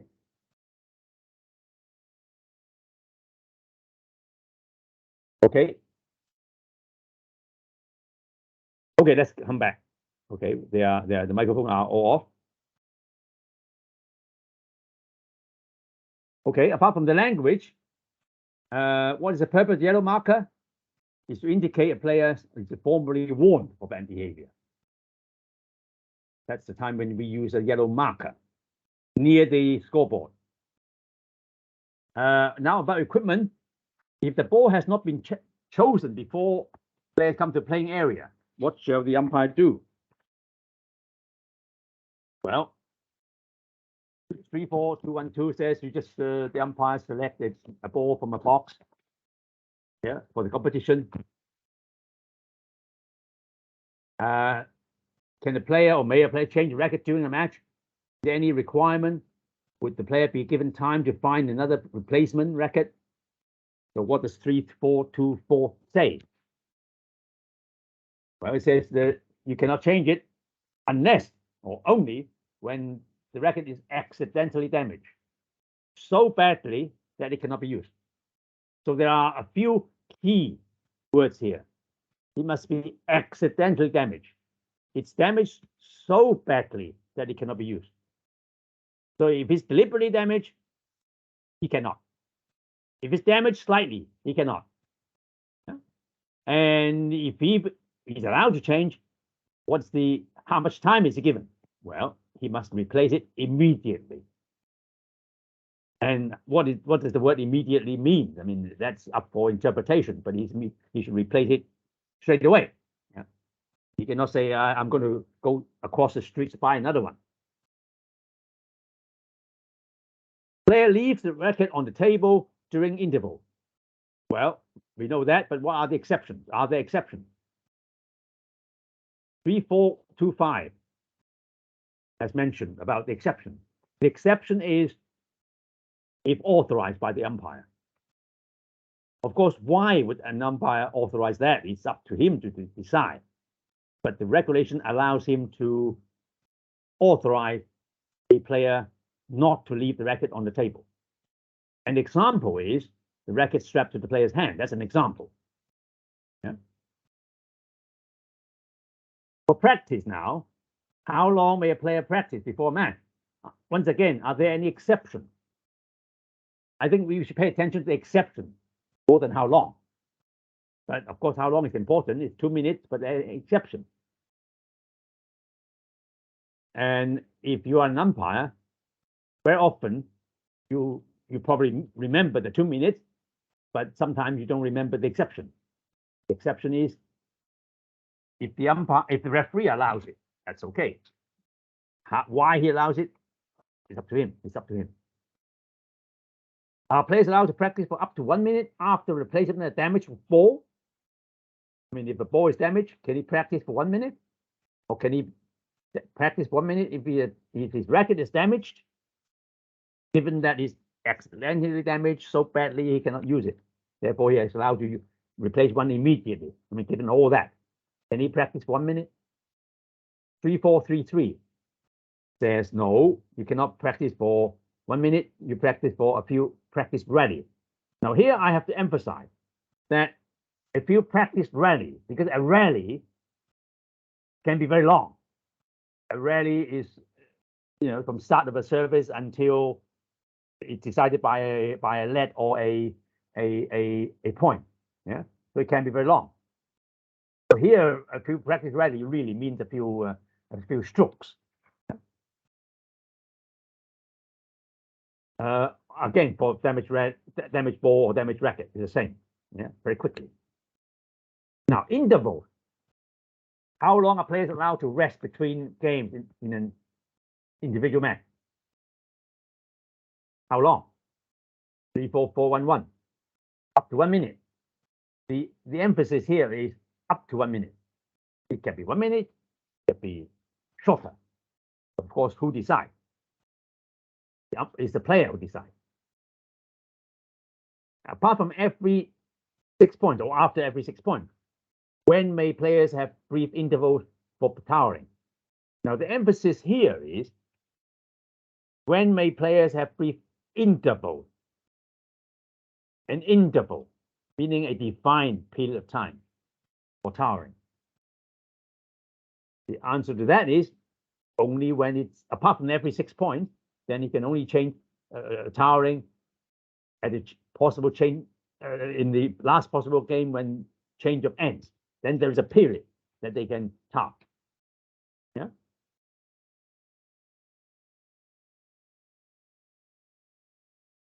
How many timeouts may a player call in a match? For how long?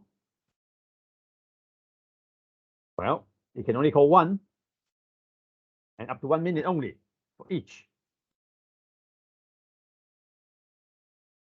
And in terms of intervals again, and during a match, if the player disagrees with the advisor for a timeout, who has the final decision? Of course, it depends on whether it's an individual match or a team match. The answer is, if an individual match, the player has the final decision, and in a team match, the captain has the final decision. 3, 4, 4, 2, 3. Now, this is a tricky one. Now, the score is 0-0 in the third game. In the third game, 0-0. May a player call a timeout?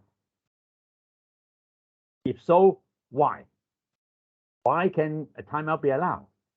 0-0. Somebody through the chat room mentioned about between rallies. I thought at the time that he refers to timeout, but he did refer to only to expedite. But anyway, if you read 4-4-2-3, it mentions that a timeout will be called between rallies. So 0-0. Can the player call a timeout? Well, it's possible if the first rally of a game resulted in a let. So the rally is finished, but the score is still 0-0. So there was a rally in this game. There's another rally to come, therefore it's between rallies. So you have to understand the trick of this. So if two players come to a table when the game is 0-0, at that point they cannot call a timeout. But if they have a rally, and whether the rally result in a point or a let, then a player may call a timeout, even though it's 0-0. Now, if the player's nose is bleeding slightly, may an umpire allow play to continue. This is already towards the end of a match. May a player allow? Well, I'm afraid the regulation is quite specific on this. The umpire should suspend play immediately until all traces of blood have been removed. There is no other possibility here. 3-5-1 advice. In a team match, who may advise? Then a group of people on the right and top right-hand side gather together and advise. Maybe yes or maybe no. Any requirement? Well, the requirement is anyone authorized to be at the playing area may advise, may be an advisor. Individual match? Well, individual match, singles, one advisor. Beforehand to the umpire, doubles, if there's two associations, up to two advisors, but treated as unit. Now here I want to mention, it doesn't really matter what language they speak. Whether the two associations speak different languages or speak same language, that's irrelevant. As long as the doubles pair, the two players, come from two associations, they may, if they want to, have two advisors. When may advice be given legally? What about if somebody gives advice illegally, what the umpire should do? There are two questions here. Question is, first question, any time except during a rally, and also provided play is not delayed. So that's except those situations, the advisor may give advice legally. But what about illegally? Obviously, it violates this. Yeah. If there's illegally, then the umpire should warn the advisor. Yeah. What is the procedure of dealing with repeated illegal advice? We talk about repeated, at least second time. Yeah. This first time you have warned the advisor. Illegal, huh? Illegal. Then obviously, if you see that an advisor gives subsequent illegal advice, then you have to send him away or her away from the playing area. And then the question is, what about if the advisor refuses to leave or returns before the end of the match? What should the umpire do? I mean, these are all related. These three questions are related. And as an umpire, you need to suspend play and report to the referee. And there is no other.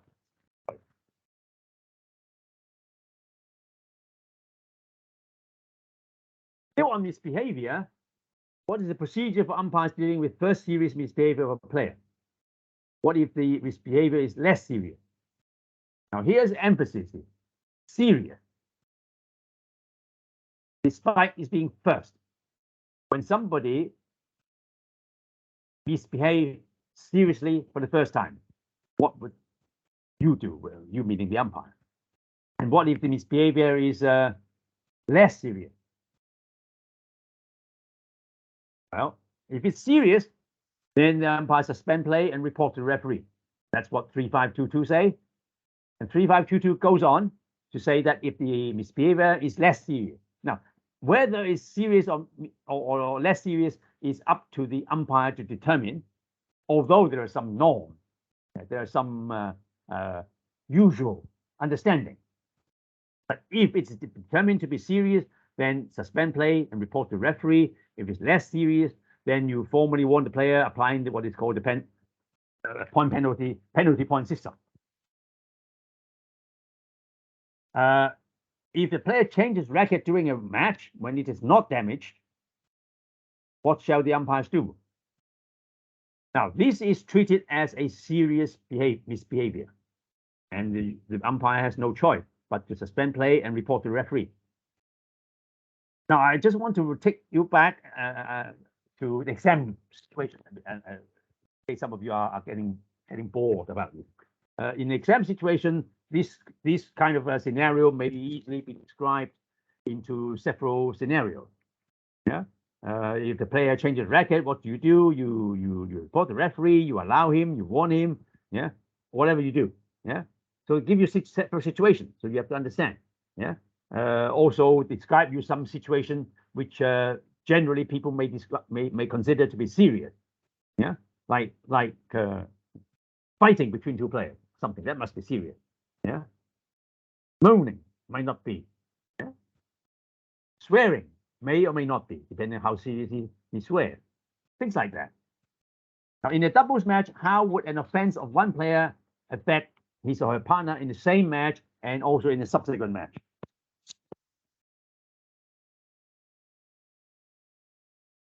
Well, warning or penalty incurred by either player of a doubles pair shall apply to the pair, but not to the non-offending player in a subsequent individual match of the same team. You almost have to remember this and rhyme it. Yeah. One advice in the examination, sometimes these are transformed into a real scenario situation for you to consider. I would suggest that don't simply try to remember what it is and give the answer.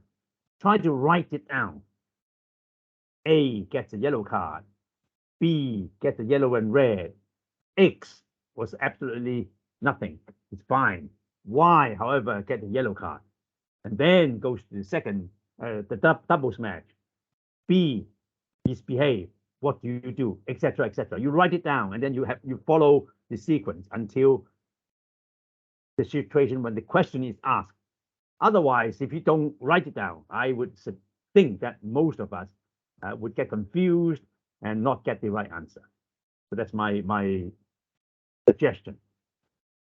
If an advisor commits a second offense in an individual match, same thing, send him away until the end of the match. That seems to be quite obvious. Who may disqualify a player from a match? Well, nobody has the authority, responsibility to disqualify except the referee. So some of the question I may also want to remind you may say that the umpire disqualified the player, something like that. That's obviously not true. Umpire has no authority to disqualify anybody. You might want to, but you cannot. Now, a couple of questions here about match procedure. For team match, when has the name of the captain to be designated to the umpire? If you read 2772, sorry, 3772.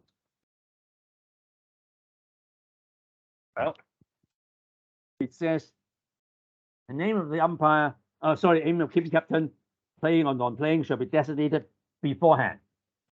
What does it mean by beforehand? Before when? Well, beforehand. This is not exactly clear, but if you read 3773, if you read 3773, it tells you that before a team match, the right to choose ABC or XYZ shall be decided by lot, and the captain shall name the team to the referee. So 3773 there mentions that before the match, the captain shall name the teams to the referee. So already the captain must exist. So to name the captain must happen before that. So that means before A, B, C, X, Y, Z are nominated to the referee, the captain already exists. the name of the captain has already been known to the referee. So beforehand, had that kind of connotation.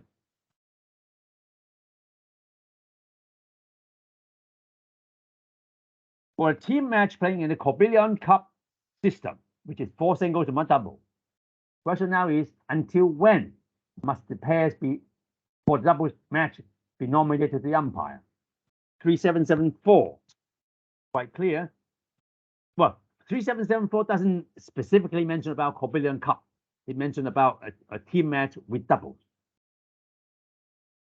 Then it's until the end of the immediately preceding singles match. Of course, some team match starts with the double, then there is no preceding single match. Then that means before the match, it has to be determined. Well, that's all for this for the moment. Let's go back to there, see if any hands. We have. Now let's look at somebody who hasn't raised a hand before. Okay, it's Chitala.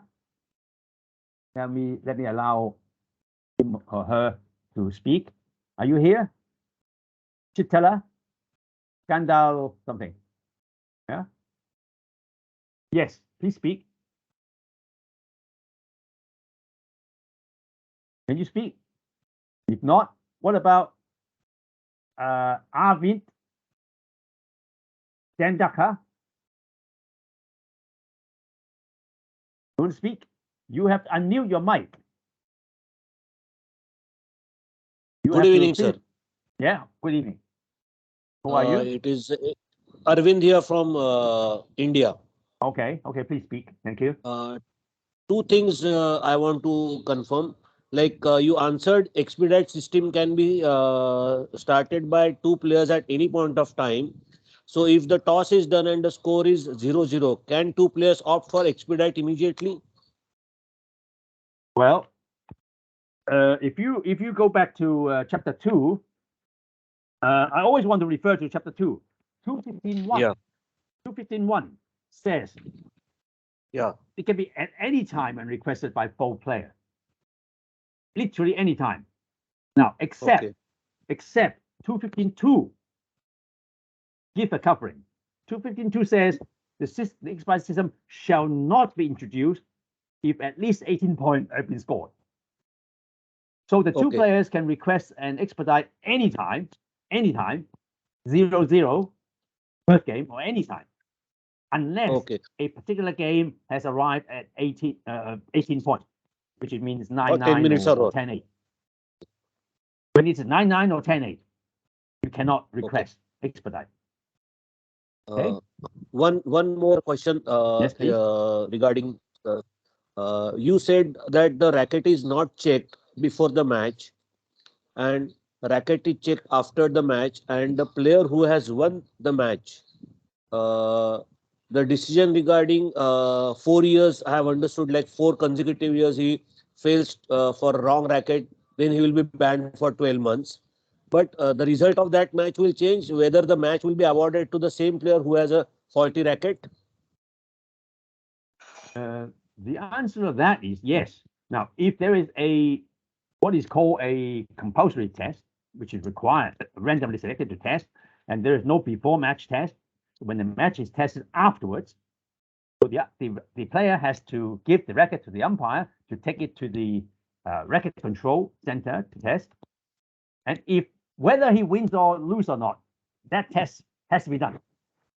Now, if the test result is that the racket fails some aspect of the test, it is referred to the referee to confirm.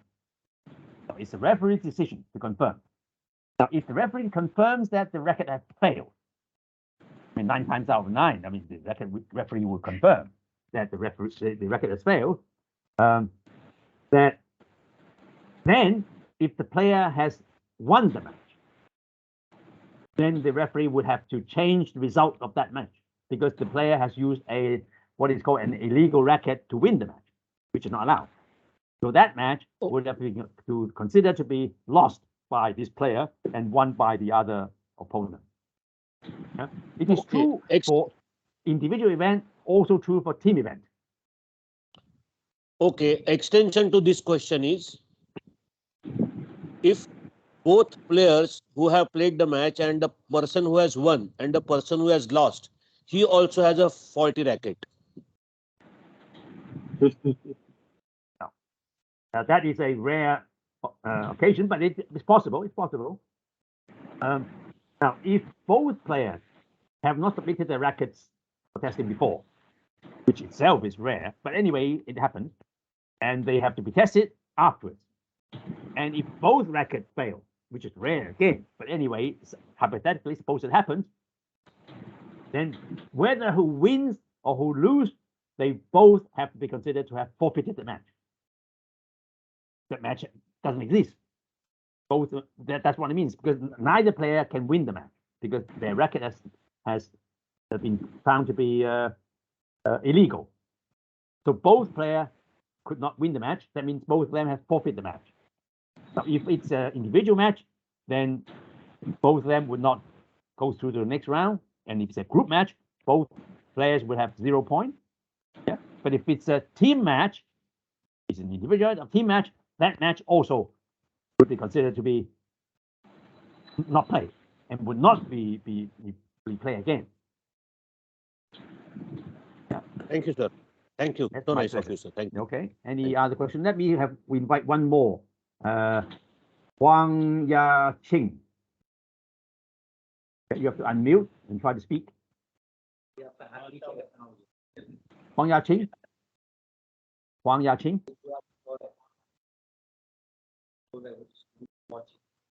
Are you going to अच्छा सवाल speak? पूछा ना. Yeah.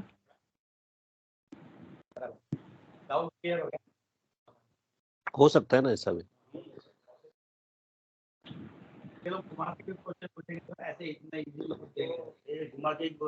Huang Ya-Ching. Huang Ya-Ching.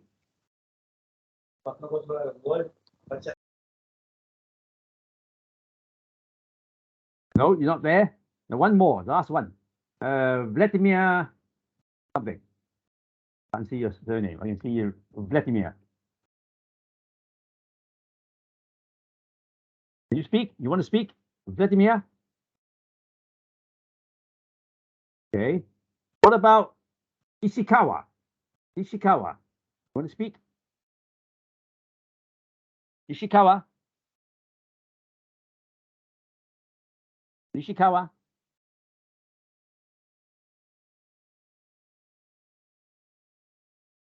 Well, when I give them the chance to speak, they don't speak. Huh? So this one, Peti Cavani. Peti Cavani. Ivani. You want to speak? You want to speak? Sorry, I have to unmute some of the mic when they're given chance to speak and you don't want to speak. Betty Cavani. Okay. What about Eric Addo? Eric Addo, want to speak? Yes. You have to unmute your mic. Yeah. Yes, Who was it? I'm Sorry? Eric from Ghana. Okay. please, Eric from please. Ghana. Eric from Ghana. Okay, please. Yes. I want you to explain the TTR a bit for me, and also when you were talking about the yellow marker, we didn't hear that. The other guy was speaking, so we couldn't hear your explanation. Well, okay. That's TTR and yellow marker. First of all, yeah, TTR is a very new Yes, thing. please. First of all, TTR is a very new thing. Not every tournament would have that. As an umpire, if we happen to be in a tournament when TTR is implemented, the entire procedure would be explained to the umpire. The essence, the characteristic of that is, if TTR is being implemented, then there will be some cameras recording the proceeding of a rally from the start of a rally until it ends. So if a player has a question or have some disagreement with the decision of the umpire, then he may, on a decision of fact, then he may challenge it via TTR, and TTR would make a ruling and make a final decision. But this is provided that within that tournament, TTR is being used. So the exact procedures would be explained to the umpire during the tournament. So that's all I can say. Yeah. And there are not many tournaments. Follow-up question to that. Yes, please. Which competitions are allowed to? Which competitions do we use a TTR? Is there specific competitions? No, there is no list of countries, no list of tournaments which uses TTR. There is hardly any country uses TTR. The TTR is in the rule, but there is hardly any tournament which uses TTR. Okay, thank you. What about the yellow marker? Second question about yellow marker. Now, yellow marker is an indication that a certain player has been warned. Yeah, after misbehavior of some sort. So it's a small thing, whatever it can be. A different tournament would have different gadgets, yeah, which is called marker. That marker is yellow in color, put next to the scoreboard on the side of the player who was warned, to indicate to the player, to remind the player, to indicate to the spectators, everybody, that this player has been warned. Of course, nowadays with electronic score, it's very easy also to include that marker electronically. Yeah. Okay. Okay. Okay. Okay. Thank you very much. One person. Okay, I think we have exhausted. Okay, let's have the last one before we go to the next topic. Mohammadi. Mohammadi.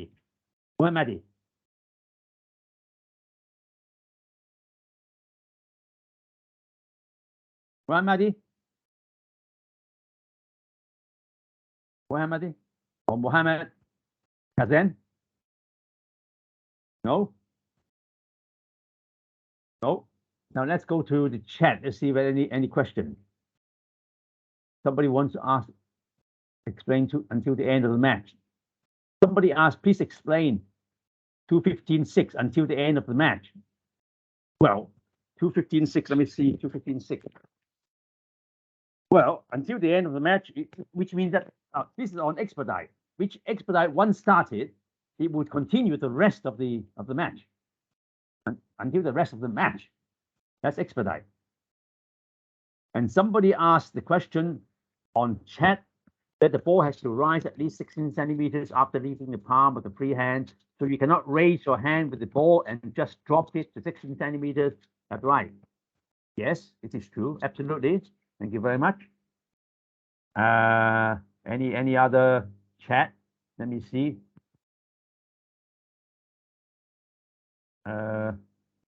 Somebody wants to ask me questions later. Well, please do. If the ball goes further barriers or above the light, is it authorized? When it goes further barriers and the play go and strike it and have a good return, is it authorized? Well, we never care about where the players are. We only care about where the ball is. So as long as the ball, after being struck by a player, it continues to be in play, it is in play. And only until something happens, it will be out of play. So it doesn't care where the player is. Where the player hits the ball doesn't matter. One question by our friend here is a stroke counter considered as an umpire? Well, sometimes an umpire is appointed as a stroke counter, but a stroke counter being appointed is only responsible for counting strokes. That person cannot perform any other duty of an umpire. He can only perform the duty of counting the number of returns. And one more question. What about occasional interval? What about it? when the medical break is allowed, the opponent could be allowed to towel. The quick answer to that of our friend is whenever there is an interval, whether it is for medical reason or for whatever reason, then during the interval, the opponent is allowed to almost do anything he likes. I mean, he can towel, he can sit down, he can drink, he can do anything, almost anything. Another response to this particular question is there is no official word of medical break. There's no officially what is called a medical break. Yeah, but sometimes we do use that occasionally, but not officially. Let me see if there's anything. I can't see anything burning. So let's it's now 8. Well, it's now 2 hours 15 minutes already. Now let's break for 5 minutes instead of 10 minutes. Let's break for 5 minutes and we come back. Yeah, on this our second part. Okay, let's break for 5 minutes from now. So I need to go and have a drink of water or something, and you need to go and refresh yourself. So let's break for 5 minutes and we come back. And in the meantime, I want everybody to put their hands down. Everybody to put their hand down. We start from fresh. Thank you very much. I will turn off my camera for the time being so you don't see me. Bye-bye for 5 minutes. 5 minutes.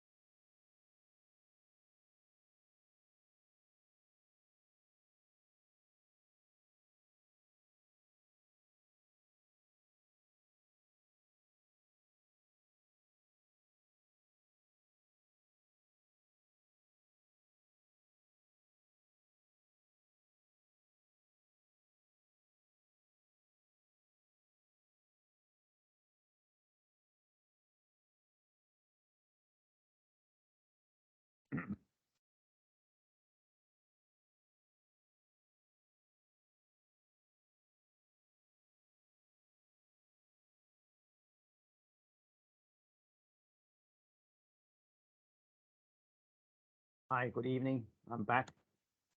I suppose you can all hear me. We can start again. I suggest that you all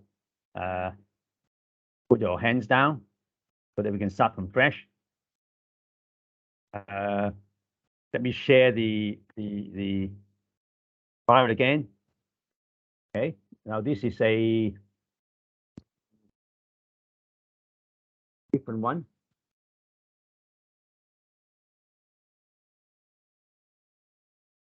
Okay. Now we are on second part of our session on application of the laws and regulations. We try to do it the following. We have not given you any advanced preparation, but it should be done the following way. We have 10 scenarios, and each scenario asks you, what should the umpire do? So we have 10 scenarios. We ask you, what should the umpire do? So first one, during a rally, A makes a return in a way that the ball goes very high towards X side. A runs quickly towards X and deliberately prevents X to make a return by catching X racket hand. Now, it's a strange situation. In spite of that, that's what happened. And I mean, in an exam situation, there may be 4 different answers for you to choose. And you ignore it, you give a point to A, you give a point to X, you warn somebody or whatever. Yeah. But what is your answer? And think about it and formulate an answer in your head. Then I'll tell you what I think it should be. Once again, during a rally, A makes a return in a way that the ball goes very high towards X side. A, after making a return, he runs quickly towards the other side and deliberately prevents X make a return by catching his racket hand. Quite a scene, huh? Well, first of all, you cannot give A a point. You cannot give X a point because X has not made a return, so you cannot get a point. But you cannot give A a point because otherwise everybody would run over and grab the opponent's hand. So you have to declare a let because X was unable to make a return. Now, having done that, you have to consider A's action. He runs over and deliberately prevents X by playing. He grabs X racket hand, physically stopping him. So I don't know what you think about that, but probably most of you would think, well, this is serious. Yeah, this is not somebody you may say, well, this happened. Yeah, you give me a yellow card or something. But I think this is pretty serious, and the umpire should report to the referee. This doesn't happen often, but this is what happened because if you think about it, he deliberately prevents X to make a return. Not by winning it, but by grabbing it, the opponent's hand. So that's pretty serious. Scenario number 2. Now, during the rally, A's return was very high. Just before the ball is going to pass X court, A catches the ball above his side of playing surface with his free hand. So it's going to likely to pass X court, but it hasn't. What should the umpire do? I mean, that's the question, the underlying question. Well, you award the point to A because X obstructs the ball, because it's over the playing surface. Yeah, it's above the playing surface, so he obstructs the ball. Therefore, the other player would get a point. Number 3 situation. In a singles match involving 2 wheelchair players. Now we have 2 wheelchair players. A serves to X. After the ball bounces on X court, it almost certainly would leave X court by the right side. It almost did. It did not. Just before it does, X strikes the ball, which misses the table completely before landing on the floor. So X chose to strike the ball before the ball goes by the side. Yeah. What should the umpire do? Well, he should award a point to A. Because if X had left the ball to go by the side, it would have been a let. Because remember, there are three situations for wheelchair player singles that you would have a let. Yeah.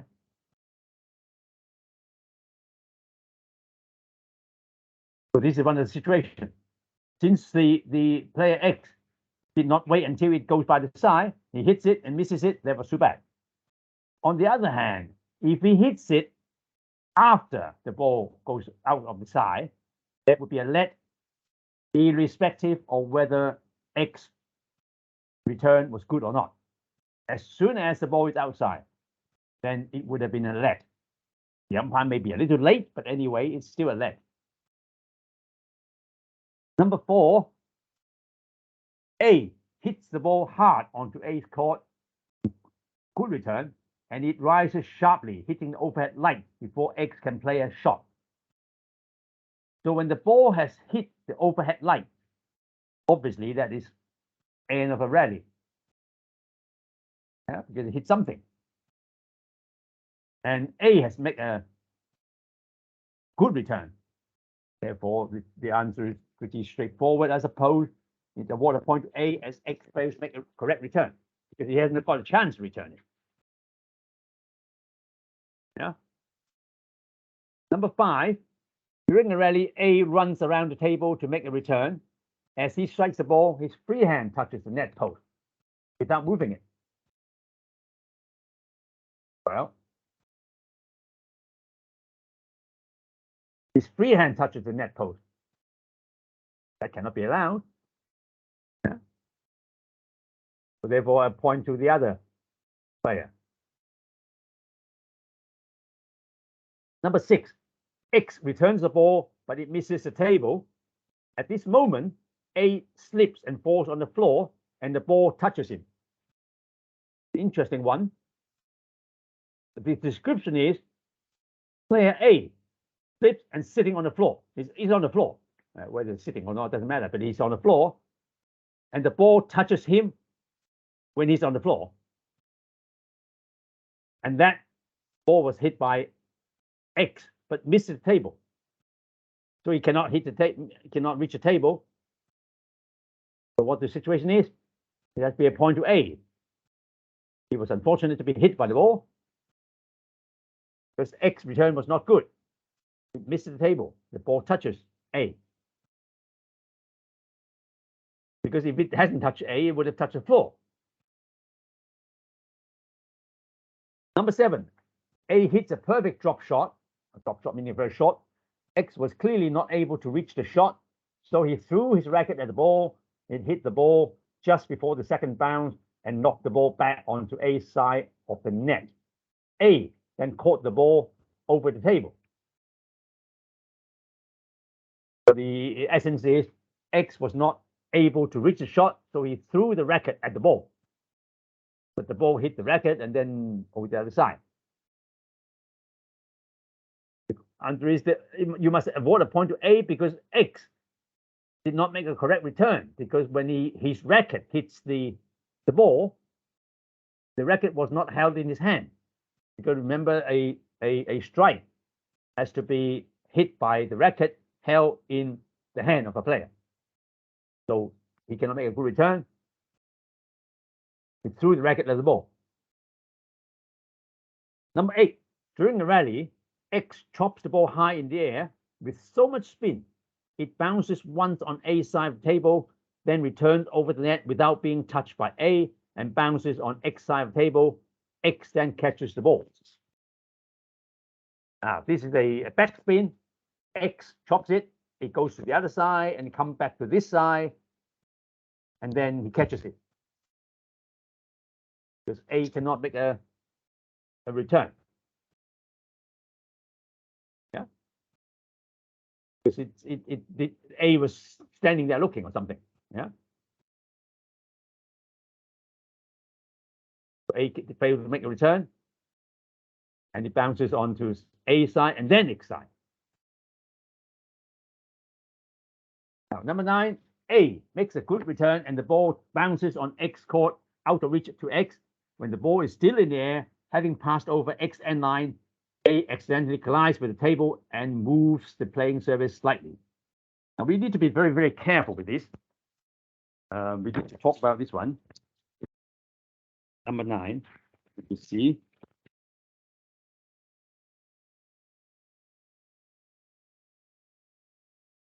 Yeah. So what do we do?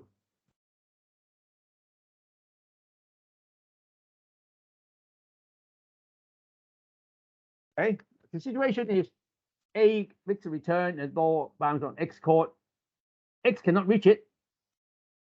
But when the ball is still in the air, having passed over xn line, A makes a return and it passes xn line. Now, at this point in time, A accidentally collides with the table and moves the playing surface slightly. Now, whether the ball is still in play is really the question. Moments before A touches the playing surface, is the ball still in play? And also moments after A collides with the table and moves the playing surface slightly, is the ball still in play? Has anything happened which makes the ball out of play? So this question is very, very complex and really worth our thinking, because if it happens in an exam question, then we can transform a few questions out of this scenario. Think about it. Now, let me tell you the answer and then we discuss it. The answer is no action by the umpire because the ball is still in play. Some of you may find it very strange. Some of you may find it unacceptable even. Let me try and explain to you. Now, first of all, A makes a return and the ball bounces on X court out of reach of X. Now, it is out of reach, but it's not out of play yet. The ball is not out of play yet. Yeah, X cannot reach it, so be it. And if the ball hits the floor, if the ball hits the light or something, then it's out of play. Now, here, when the ball is still in the air, which means that it's still in play. Now, in play, but it passes over xn line, but it's still in play. Now, at that point, X accidentally collides with the table and moves the playing surface. So that's really the key event. A accidentally collides with the table. Now, if we judge that A's action of accidentally collides with the table is not to be accepted, then X would have got a point or something. Yeah, I mean, for example, if A freehand touches the table, yeah, if he or he anything he wears a care touches the net assembly or something, that would end the rally and X would get a point. But now here the action is A accidentally collides with the table and he moves the playing surface slightly. Now, why would the answer be no action by the umpire? The reason here says is the ball is still in play. Now, can we accept that when A accidentally collides with the table and moves the playing surface slightly, the ball is still in play? That's why I think that some of you may be wondering. I want you to refer to the Handbook for Match Officials 12.1.2. 12.1.2, I repeat. 12.1.2, Handbook for Match Officials, page 17. Now let me, for those of you who haven't got a copy in front of you, let me read. The rule regarding moving the playing surface is more than 50 years old and comes from a time where we had no roll-away tables. Nowadays, tables have hinges and light push or even stamping on the floor can move the playing surface. Because of this, most umpires do not apply the rule strictly, and it would be impossible to play wheelchair table tennis if moving the table surface was enforced.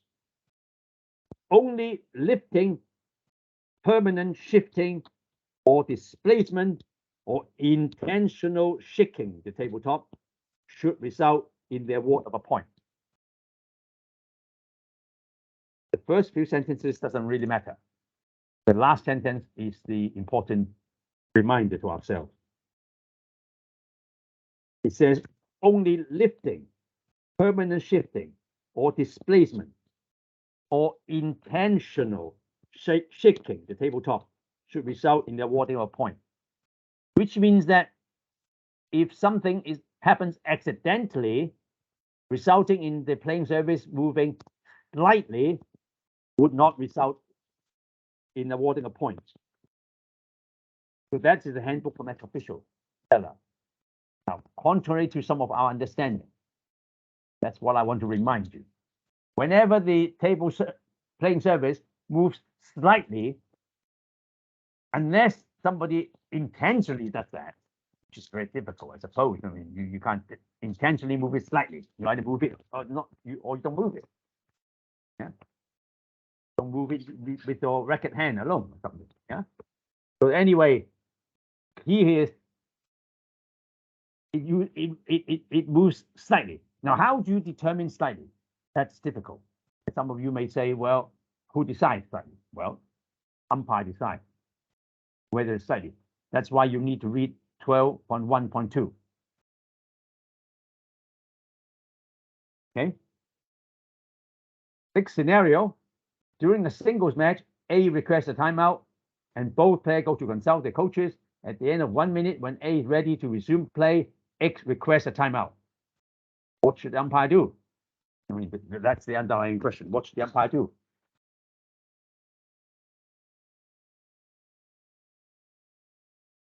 Yeah? What do you think? Can you allow a timeout immediately after a timeout? Well, the situation is because it's still between two rallies in a game. The fact that the first timeout was called means that it's between two rallies. Now it's still between two rallies. So therefore, you can still allow a timeout. Yeah, although it's one after the other. So that's 10 scenarios. We have some true or false questions to follow. What time it is? 55. Okay, we have time. Let's go through a few true or false questions. Then I will allow you, some of you, to speak. A table tennis table may not be dark brown in color. Is it true or false? Table tennis table may not be dark brown in color. Now, when you answer this, I want you to refer to the either rules or either laws or regulations for international competition. The answer to that is it's false because of 2.1.4. I just want to speak. Yeah. If you want to write it down, you write it down. It's 2.1.4. Yeah. Says it may be dark. Doesn't have to be dark brown or dark anything. Yeah. Center line is only used for doubles matches. In the first part of today, we mentioned about the center line. The center line is always on a table, you know, painted or sprayed or something.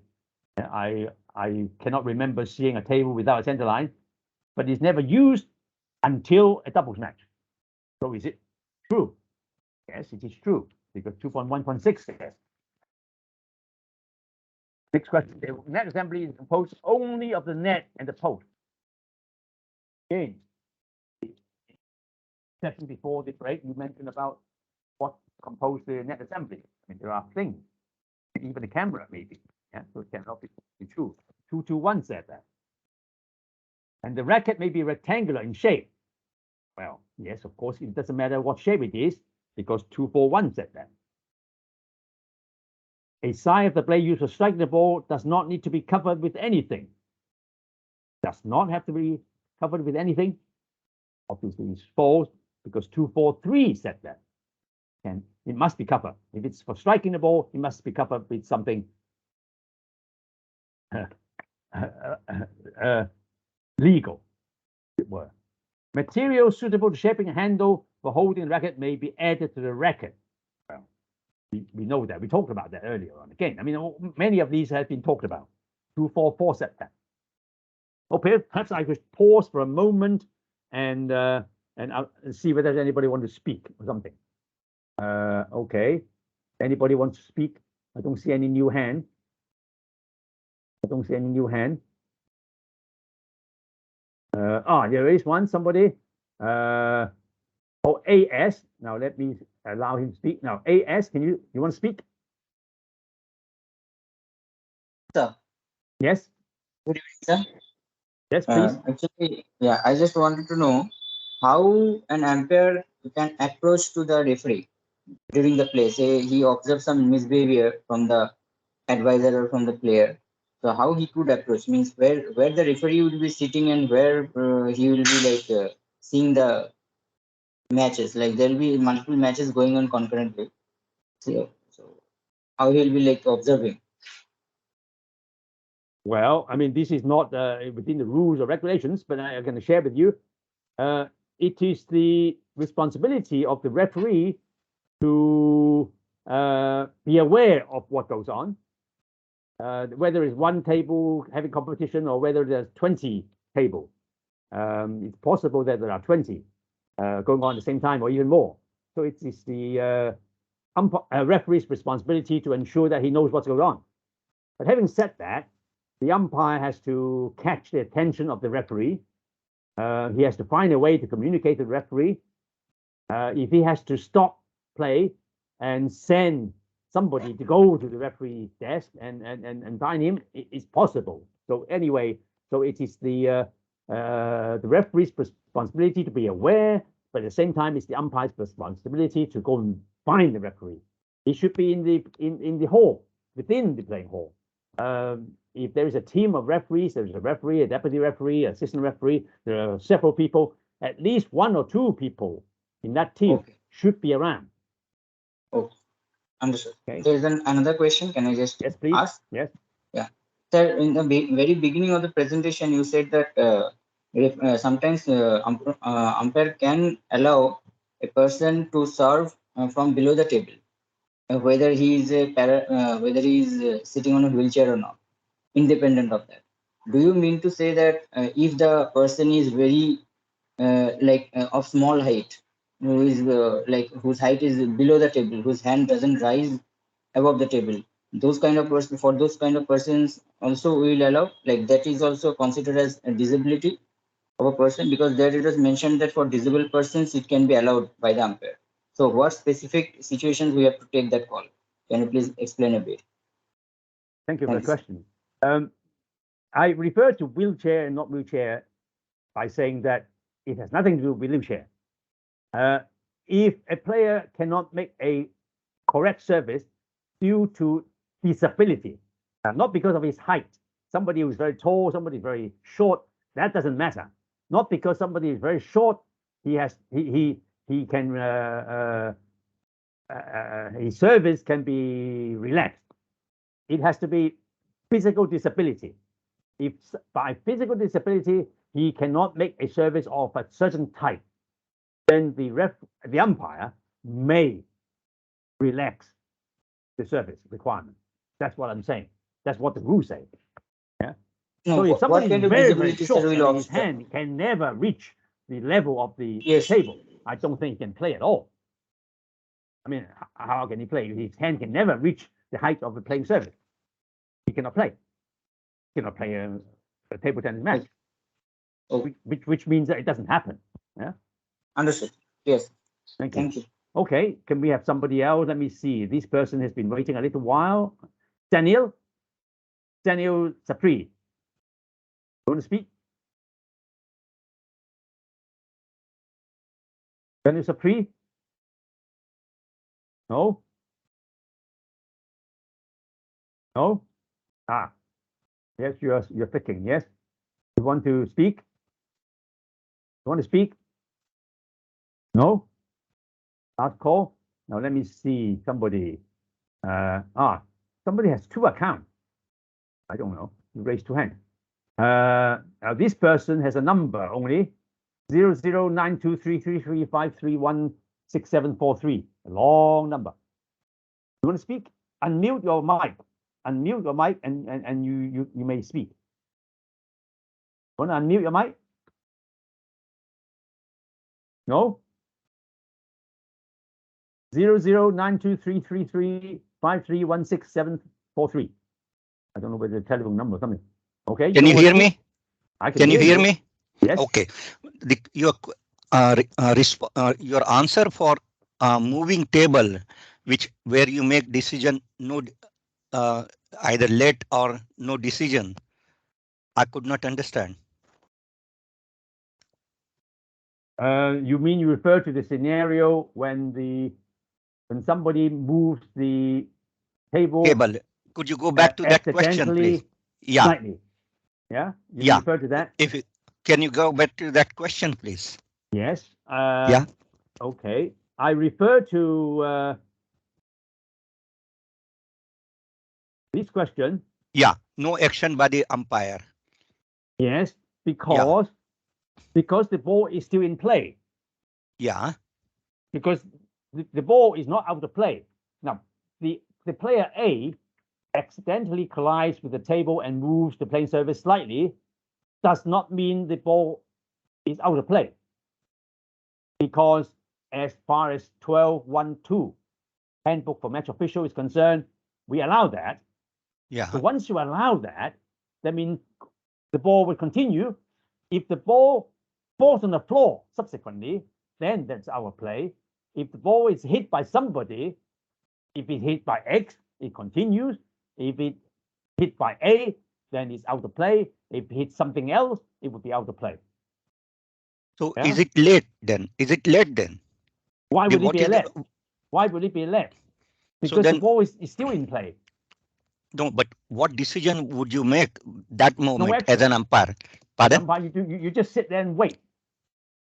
No action. Wait for what? Wait for whatever happens. Suppose two players are playing. Each player is playing. What do? You don't do anything.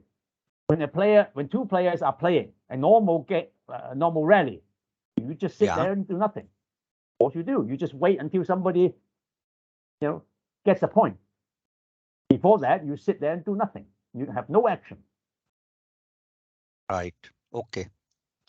You only make an action when you declare a let or you declare a point. When there is no let and no point, you don't do anything. Because at the end of a rally, there's either a let or a point. Right. So when a rally ends, you would then decide, was that rally resulting in a let or a point? Yeah. So in reality,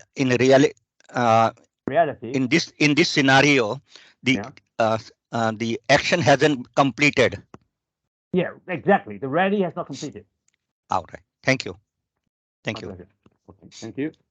By all means, ask something. And let me see. There's one more question that I want to ask. There's nobody who hasn't. They just don't put their hands down. Let me see. Nobody? Okay. So we can go back to continue with our oops. Okay. Okay. Okay. Again, true or false? The receiver is the second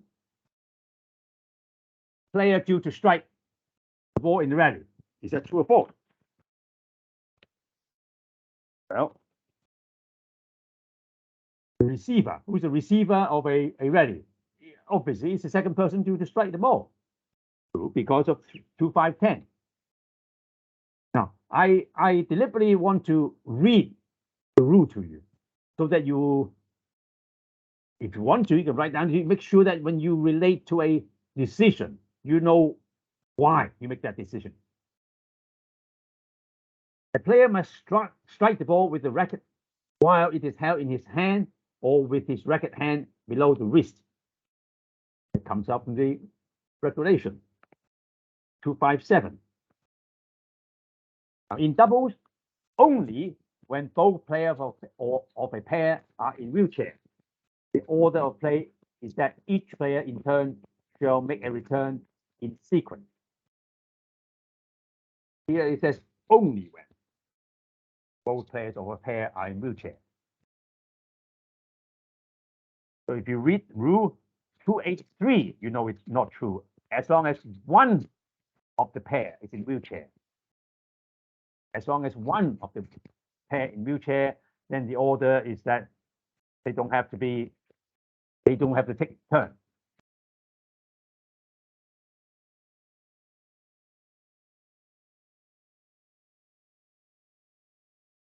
If the ball is in play when the time limit is reached, next server is expedited system must be the previous server. Sorry, I put down true already. Yeah, because it's 2:15:3. Because he says when the ball is in play, when the time limit is reached, that means somebody interrupt this rally. So therefore, the next rally, when expedite system starts, the server is the previous server.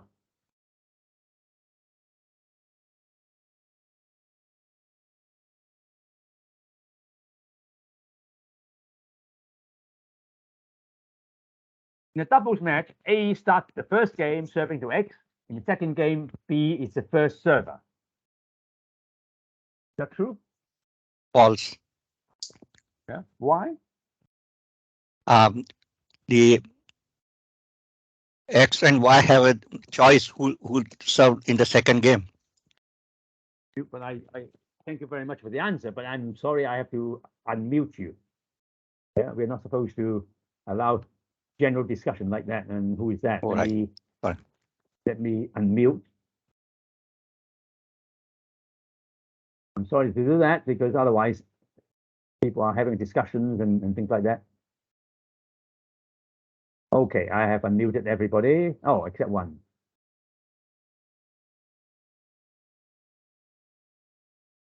Okay. Now, if you want to speak, you can raise your hands again. Let's go back.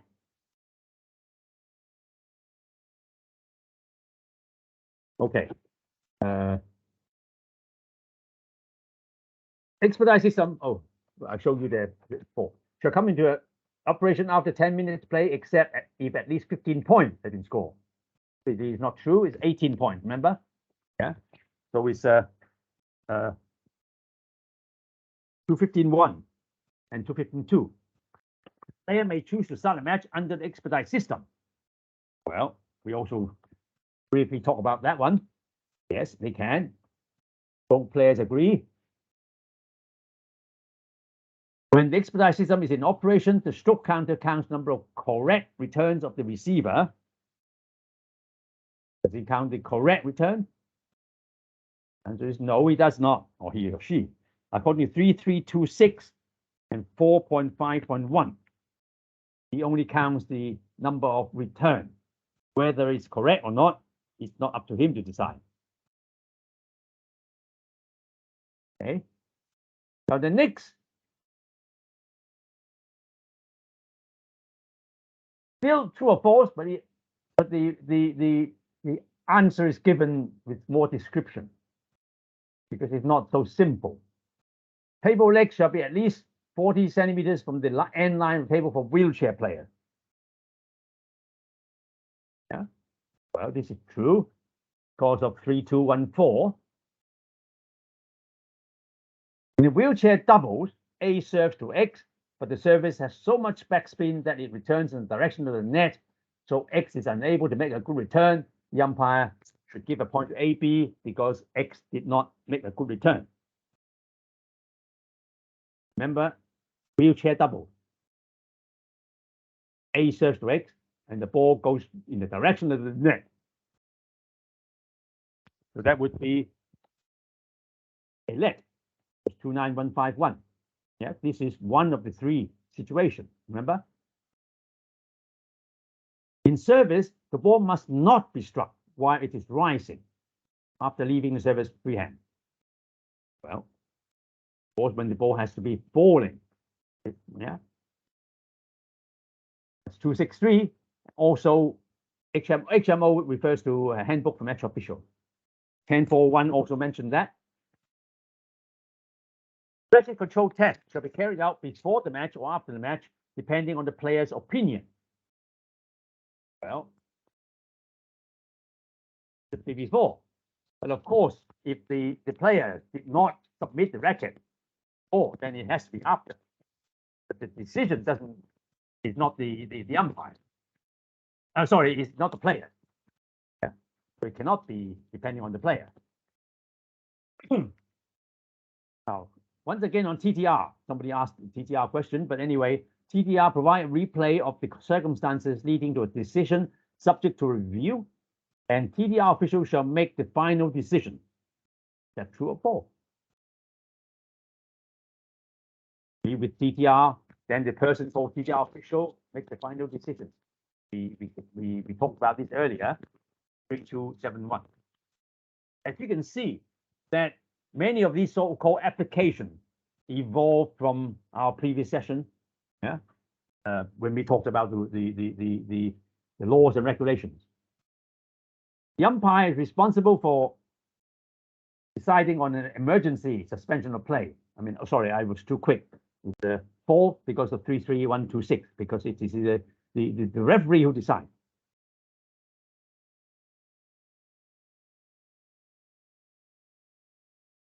The referee may replace a match official with another at any time and may alter a decision already made by the replaced official on a question of fact. Well, can he do that? Actually, 3315 says he cannot do that. Or he may not do that.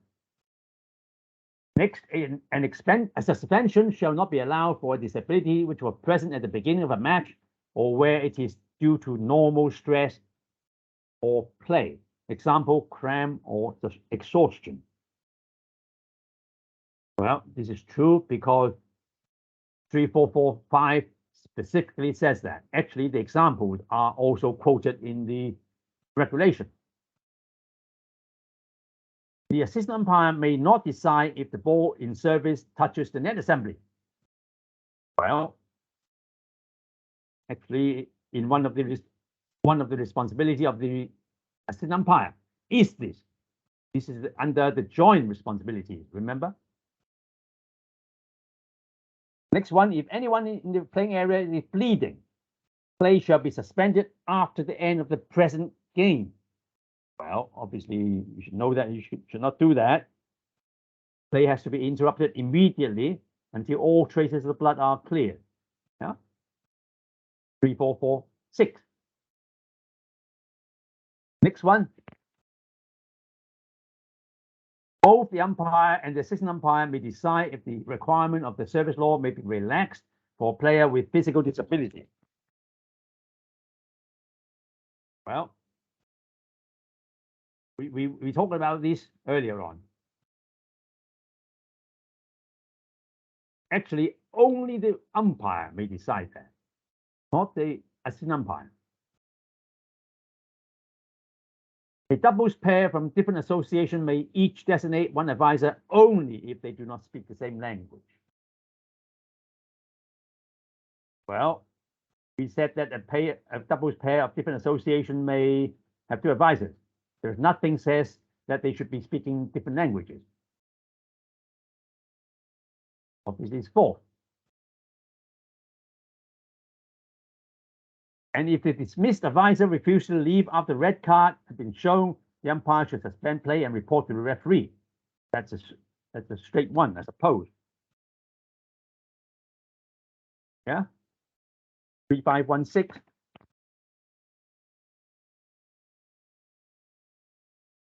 Next, only 2 more. During a rally, X drops his racket onto the table, and the ball happens to hit the racket, which is resting on the table. The ball bounces onto A's court. A fails to make a return, then point to X as A fails to make a return. True or false? Here, the ball drops its racket onto the table, and the ball hits the racket when it is resting on the table. That means it's not held in the hand of X. So X would not get a point. A should get a point. So there was 4. So actually, this is a description of an example in HMO 9.2. Next question, as B serves to Y in doubles, A stands in front of his partner so that the ball is hidden from X, but not from Y. And while Y fails to make a good return, the umpire should award a point to X and Y because B's service action was not visible to X. This is about during service, the ball was hidden from somebody. What does the rule 264 say? It must not be hidden from the receiver, only from the receiver. And here the question is hidden from Y, from X, while Y is the receiver. So therefore, even if X doesn't see it, it doesn't matter. So you cannot award a point to X and Y. Yeah. Now, this is all the simpler true or false question. There are a few more true or false questions. That's the following.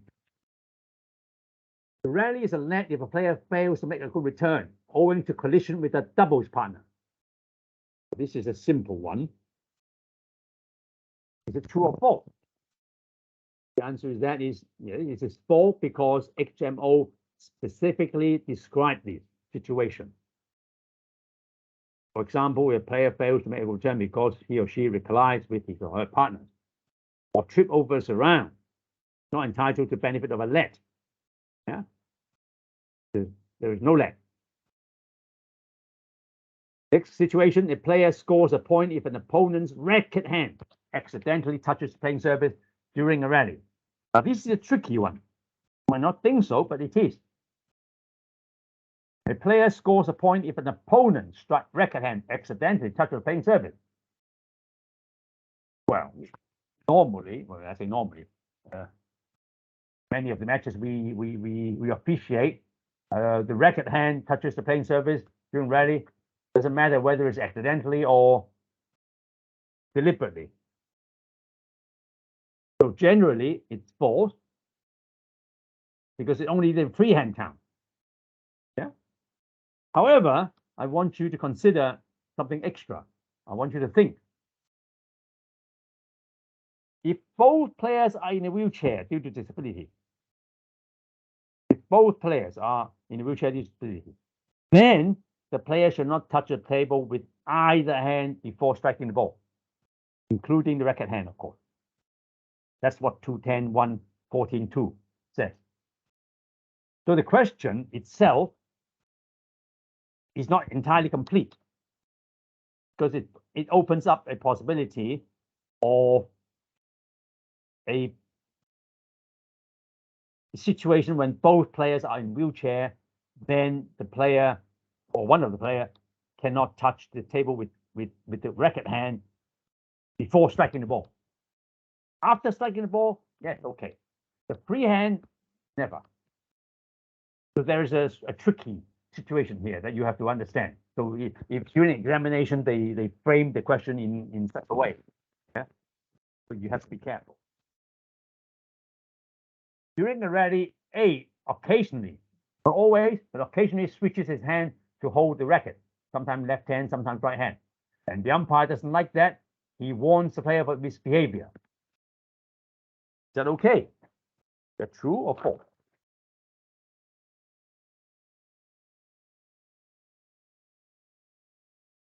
Well, you cannot do that.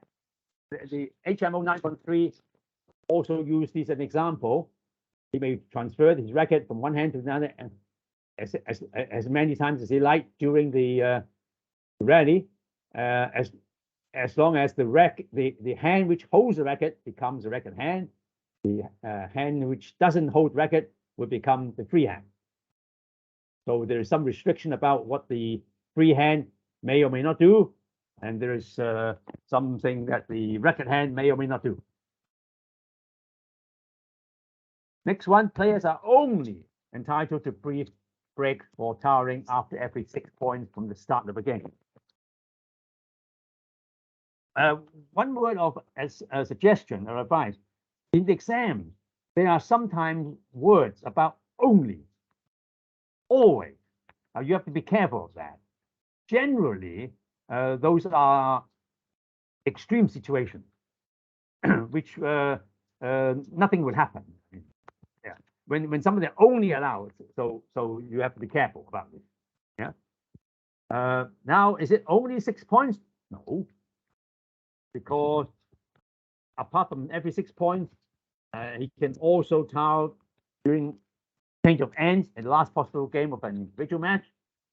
But also, HMO 1333 says, as long as it does not interrupt continuity of play. For example, if the ball goes out of the surround and somebody is picking the ball up, or somebody is waiting for somebody to throw the ball back, then during that time, if a player goes in and foul very quickly, and that would be allowed according to HMO 13.3.3. Another question: in an individual match, a player's advisor signals for a timeout, but the player says he does not want one. The umpire should award a timeout. True or false? We also mentioned that earlier on. Whenever there is disagreement between timeouts, individual match, what happens? Team match, what happens? Yeah. So now we'll go through again. If it's a individual match and if there's a disagreement, then the final decision rests with the player for individual matches. So that's 34422 and also HMO 1313. Now, again, for timeout, during a singles match, A requests a timeout, and both players consult their coach. Player should resume when both players ready, or at the end of 1 minute, whichever is earlier. Is it true or is it false? We have to wait until both players are ready.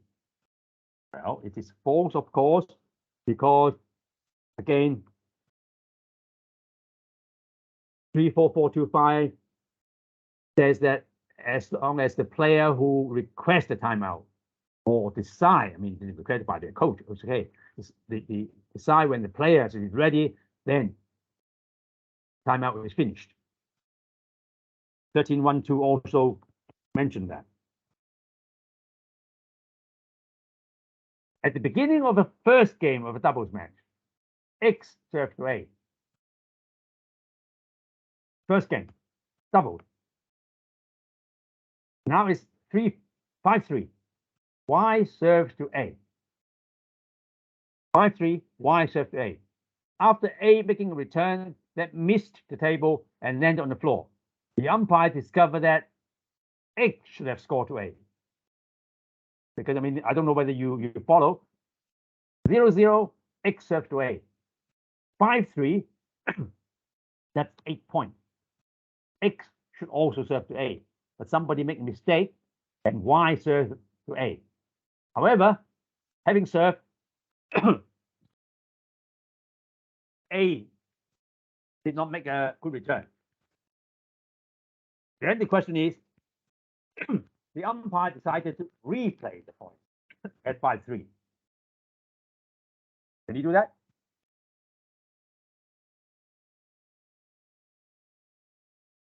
Well, whenever this rally has finished, because the ball has landed on the floor, so somebody should have, score a point. You should recognize that a point has already been scored, and since A return was not good, therefore X and Y should have got a point. So there should be 6-3. Now, but I don't understand whether it's 5-3 to XY or 5-3 to A and B. But anyway, so XY should get a point. Yeah, it should be 6-3.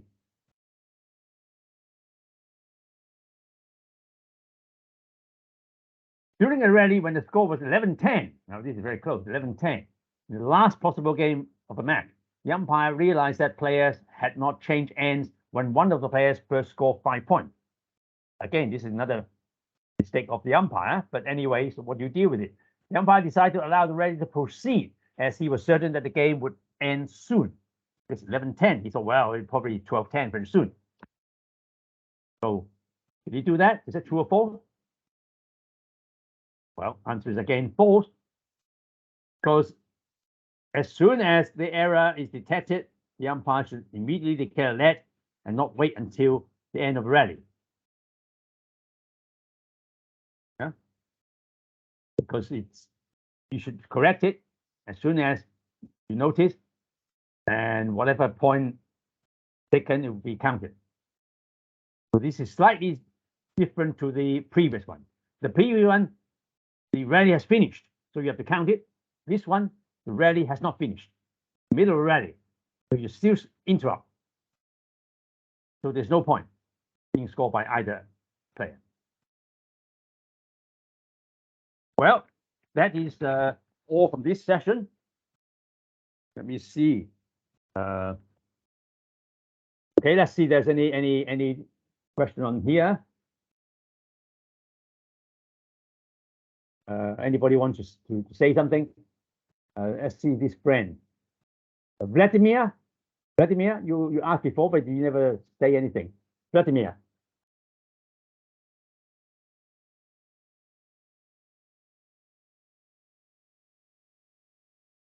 Vladimir, you want to speak? Okay, no. Now this person, let me see. Valora Yamarati. Valora, you speak? Do you want to speak? Valora? No. Well, Robert. Hi. Robert. Who is it? Valora. Hi. Yes, please. You speak. Once I allow you to speak, please speak. Yeah. You want to say something? In double, when players are from different associations and don't agree on a timeout request, what should the umpire do? Can you repeat your question? I'm sorry, I cannot hear very well. Doubles. In doubles, when players are from different associations and don't agree on a timeout request, what should the umpire do? Well, timeout is an active action because two units are considered one. You may consider that this unit has not requested a timeout. Now, not requesting a timeout is a non-action. You don't do anything if you do not request a timeout. You don't have to say, I am not calling a timeout. You don't say that. If one person says, I want a timeout, that is a positive action. So you call a timeout. You don't say, I do not call a timeout. So whenever a unit calls a timeout, that timeout is called. You understand my interpretation? Yeah, whenever a unit, two people, one of that calls a timeout, which is an active request. The other cannot refuse it. Now, the other can say, we finish the timeout. We don't call this timeout. He calls it, but we finish the timeout.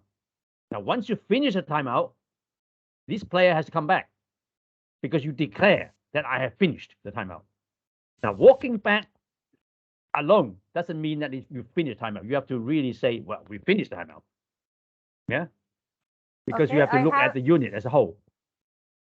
You understand my Okay, explanation? I have another question. Please. When a player injured and referee permits 10 minutes for treatment, can another player warm up? Ah, okay. Now, when the referee makes a decision of a suspension of play due to whatever reason, he makes a decision that, okay, play is suspended for whatever reason, for somebody to treat medically or whatever. Now, during that time, he may allow the other player to practice. Now, of course, obviously, if you have one person, he cannot practice. So he may allow him to practice, meaning he may allow him to get somebody to help him to practice. But it's up to the referee. But if the referee thinks that, oh, the interruption, the interval is very short, I don't want you to practice. It's only very short. That's entirely up to the referee to decide. Is that okay? Okay. Can I have another question? Yeah, please, please. What should the umpire do if both players lift and move the table at the same time during a play? Both, you're talking about singles, huh? Singles. If both yes, players, yes, two players, singles. both players. They move the table. Yes. At the same time.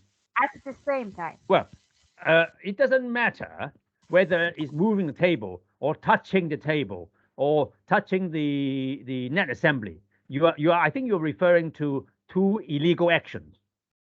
Are you? During play, during rally. During a play.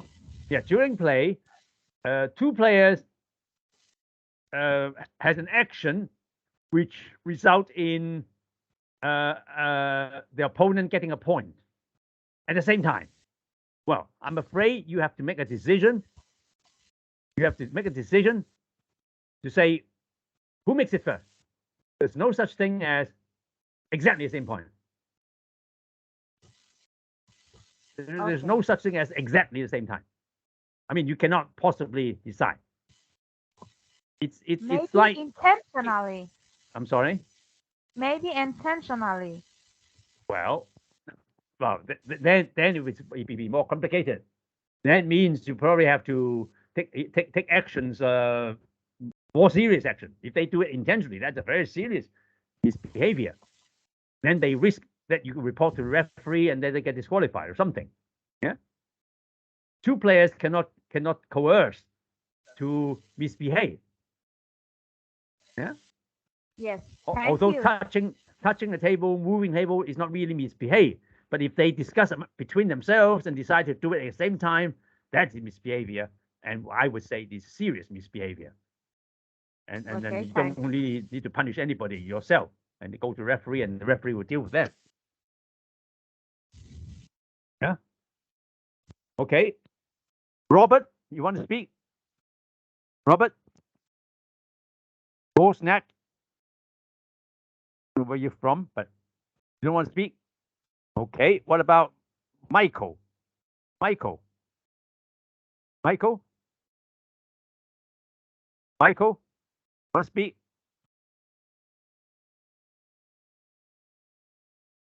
Michael? Oh. Don't forget, once I allow you to speak, you have to unmute your mic as well.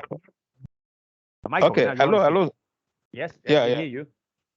Yeah, going by the definition of a match, you said that it consists of best of any odd numbers of games. And they're looking at the expedite system. Once introduced, 2.15.6. Once introduced, the expedite system shall remain in operation until the end of the match. Does that mean if a player the players request for expedite action in the first game, they will use expedite system for the remaining two games in a game of 3 matches, 3 games? Simple answer of that is yes. Once it starts, the rest of the match would be expedite. Whenever it starts, you cannot say, we want to go back to the usual rules. Once it starts, the rest of the match would be expedite. Thank you. You're Thank right. you. 2:15.6 said that. Thank you. That's Michael from Nigeria. Okay, thank you very much. Okay. One more question. 2 more questions then. Okay. One more now. Marie. Antoinette. Okay. Marie. Marie. Marie. You have to unmute yourself. Yes. Okay. Now we can hear you. Hi, I Hi. have a question. It's not related to the true or false questions, but I was wondering what you would do in this case. Let's say you have a club, and in that club, the players were not used to surfing correctly, like the rules state in the ITF laws and regulations. Now you come as an umpire um, who does abide by the rules, and in the briefing they don't warn you that the players are not used to surfing correctly. So when you go and you officiate the game, basically the players would lose the game solely on serves. But what would you do in that situation? Well, I mean, this is not a rules or regulation question. This is more on real situation. It happens often. The referee would probably tell the umpire to balance between upholding the rules and regulations and the smoothness of the competition, depending on the competition that we are talking about. Yes, you are correct. Sometimes in some tournaments, players are not familiar with the regulations, and there would be some allowance, particularly for service. That's possible, but that's not in the rules. And in the rules and regulations, we apply them. But once we become umpires and go to a real situation, then we may be able to relax depending on the situation.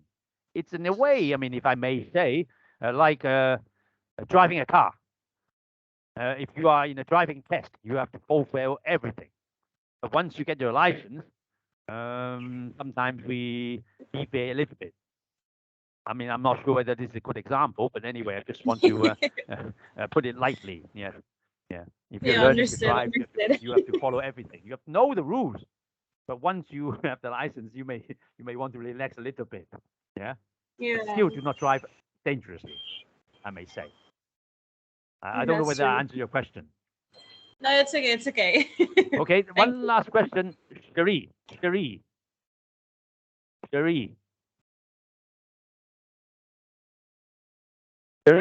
are you there? Cherie, you have to unmute yourself. Yeah, Yes, you. yeah, I did that. Yes, Able please. to hear me? We can hear you. Yeah. It's about the examination itself, the IU examination.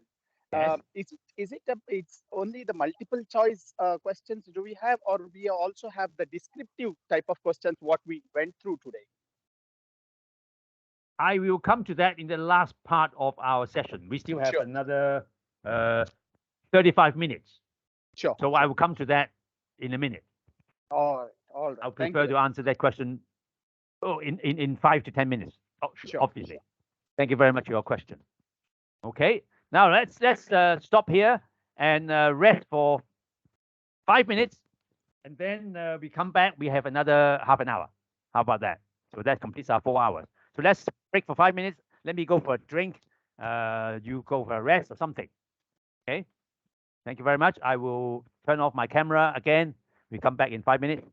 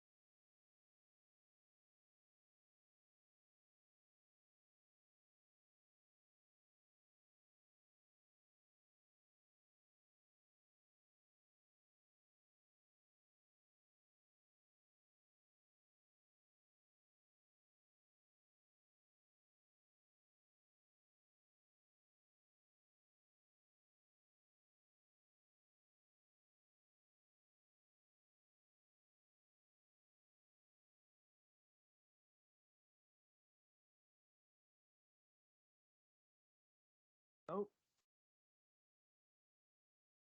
back.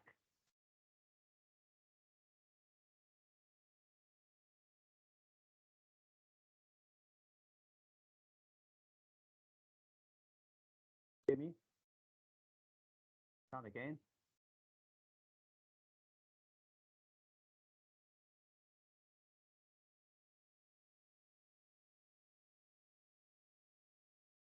Now let's start again.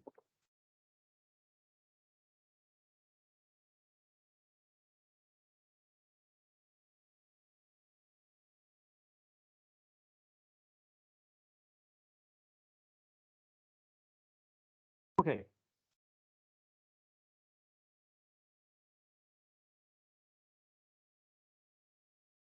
Okay. We're back to, yeah.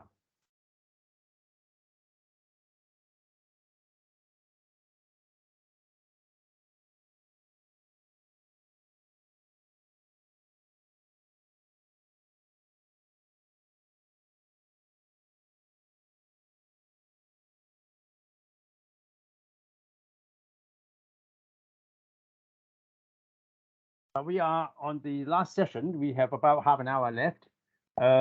Before this, somebody asked a question about the examination. So now we have some example questions of our IU exam. First of all, there are two parts to the exam question. The first part are multiple choice questions on the laws of table tennis, regulations for international competition, and handbook for match official. So generally, the question it describes a situation, a scenario, and then it has four answers. Four answers labeled A, B, C, and D. So we say A, B, C, D question. And then you have to choose one, A, B, C, or D. You can only choose one because it's online. Once you choose one, that's it, and you accept. Yeah? You are allowed to change your decision if you want to, but you only have one answer. And you have to choose the most appropriate answer, which means that sometimes the answers are set so that more than one are apparently correct. So you have to decide which one is perhaps most appropriate, more correct than others. So that's what you have to do. So here I will show you some examples like this. Now, for example, question number one, it would be like this. After the second game of a singles match, the coach of A goes away. Another advisor approaches the playing area and starts to give advice to A. The new coach says that he's the nominated coach and the other was not supposed to be there. What should the umpire do? And there are four possible solutions. A, allow the change as the second coach is the nominated coach. B, do not allow any coach to give advice as the rules were broken. C, do not allow the change and the original coach may stay. D, both coaches may give advice. So here there's a situation described to you that the second game, after the second game, so this between the second game and the third game, I suppose, then the original person who sits there advising A went away. Another person comes and started to give advice. And you as umpire challenges that and say, hey, how come you're here? So this person says, I am the person who has been nominated from the start. I was not here for the first two games. This guy who now left, he just stood in and acted on behalf of me. So that's what happened. I'm now back. So what do you do? So this is what the scenario is. So do you allow, do you not allow, do you allow both, or you do not, you disallow both? That's the, so you have to choose one. And some of these maybe more than one are apparently correct. So you have to choose the one which is most appropriate. Now, I want to say that this particular question may not be found in either chapter 2, chapter 3, or the handbook for match official. This is a more subtle question. It's underlying how you understand the rules, how you understand the situation. So let me perhaps something obviously not correct is you cannot allow both coaches to give advice, and obviously D is incorrect. I don't think any rules been broken, so you cannot say that you don't allow any coach. So B is incorrect. So whether A is C is correct, it's different people might have different interpretation. But I would think that D is more correct. Why? Do not allow the change, and the original coach may stay, is because if we understand what the situation is at the first game or before the game, A nominates somebody. Let's call it ABC. ABC is a nominated person. And the umpire doesn't know who ABC is. And then he simply saw somebody sitting there and starting giving advice to A for one game. And then for 2 games, he's been sitting there giving advice. So all the time he thought that person is ABC. Then at the end of the second game, this person stand up and goes away. Another person comes in and tells the umpire that he's ABC. Now, he may be right. I mean, that person may actually be ABC. But the fact that the original person, whatever his name was, has been sitting there for 2 games, has been accepted by both A and the umpire and everybody else as the coach. Whether that person is ABC becomes irrelevant. So he has been, in effect, in reality, had been coaching A for 2 games. So if you allow another person who may genuinely be ABC to coach, then he would have 2 coaches in the same match. So for that reason, the fact that this person who stood up and left the scene has been accepted to coach for 2 games should be the coach, whether he was actually nominated by name or not. He had been nominated by fact. So therefore, this D answer should be the case, that he should not allow the change, because this new person, despite he may genuinely be ABC, should not be allowed to sit down and coach. So the other person who left, he may return if he wants to, he may leave, it's up to him. But that would be the most acceptable and most appropriate answer. The second question in this example is, in a doubles match in service, the ball first touches the service right half court and then the net. So it touches the right half court and then the net. At this point in time, should the umpire immediately call net and then let if the ball touches the receiver's half court? Or should he wait until the ball touches the receiver's half court before calling let? Or should he raise his arm but wait for the ball to touch the court before making a call, whatever call that might be? Or should he call stop and advise the server to make a correct service? So there are 4 choices, again, A, B, C, and D. So whoever you decide, you make a decision. Obviously, it would not be D, it would not call stop. Yeah? Obviously, you would not call net and then let, in 2 different calls. Actually, there is no net, NET, in our book. So A and D are definitely out. Should you raise your hand? Well, perhaps you should not. There's no such thing. When the ball is in play, suddenly, unless you interrupt. But if you interrupt, is this the time to interrupt? Because it's still in play, the ball may go over the table. So therefore, you have to wait until the ball touches the receiver's court.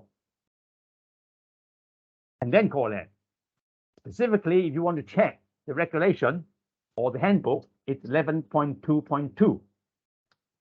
As I said, I was not able to pinpoint a regulation for the previous question because it's more delicate than that. But here we can. Number 3, at the end of a rally, the umpire should signal the result and call the score immediately when the ball is out of play. Or he should signal the result immediately when the ball is out of play, but delay calling the score until the players are ready to start the next rally. Or he should delay the signal and call the score until the players are ready to start the next rally. Or he should signal the result immediately when the ball is out of play, but may delay calling the score until he's satisfied that the player may be or will be able to hear it. So when he should signal the result and when he should call the score. Actually, again, the handbook for match official is quite clear on this. It's 18.1.2. Because calling the score is supposed to be for the players to hear. Of course, if you have a microphone for the umpire, then everybody in the audience or the TV audience at home could also hear it. But more importantly, the player should be able to hear it. So if it's noisy or something, if the players are away over the surround picking up a ball, you can't hear you, so you wait, in essence, like that. Number 4, in a wheelchair single, A uses a free hand to hold the undercarriage of the table in order to stabilize his position just before striking the ball. The umpire should allow to continue, give a point to X, give a point to X because he touches the table with his free hand, or even give him a yellow card. Call a let, as A should stabilize his position without touching the table undercarriage. So what do you do? Now, this is a very tricky one. I don't know whether this would be an exam question, but this is a very tricky one. Remember, in the very beginning, today, when we started with table. And I said to you that table 2.1, the entire 2.1.1, 2.1.2, etc., all talks about tables playing service. But the title of 2.1 was on table. So the table consists of table playing service and something else. Now here we have something else. We have the undercarriage of the table. So this player A, who's in wheelchair, he uses his hand to grab or hold the undercarriage of table in order to stabilize just before striking the table. Can he do that? Now, you have to refer to 210.114.2 because 210.114.2 says, if you read it, 210.114.2, let me read it to you.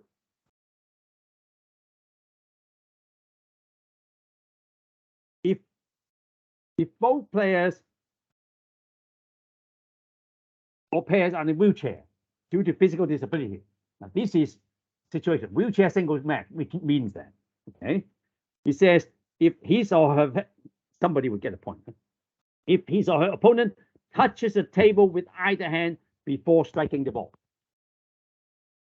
Now, either hand means free hand or racket hand.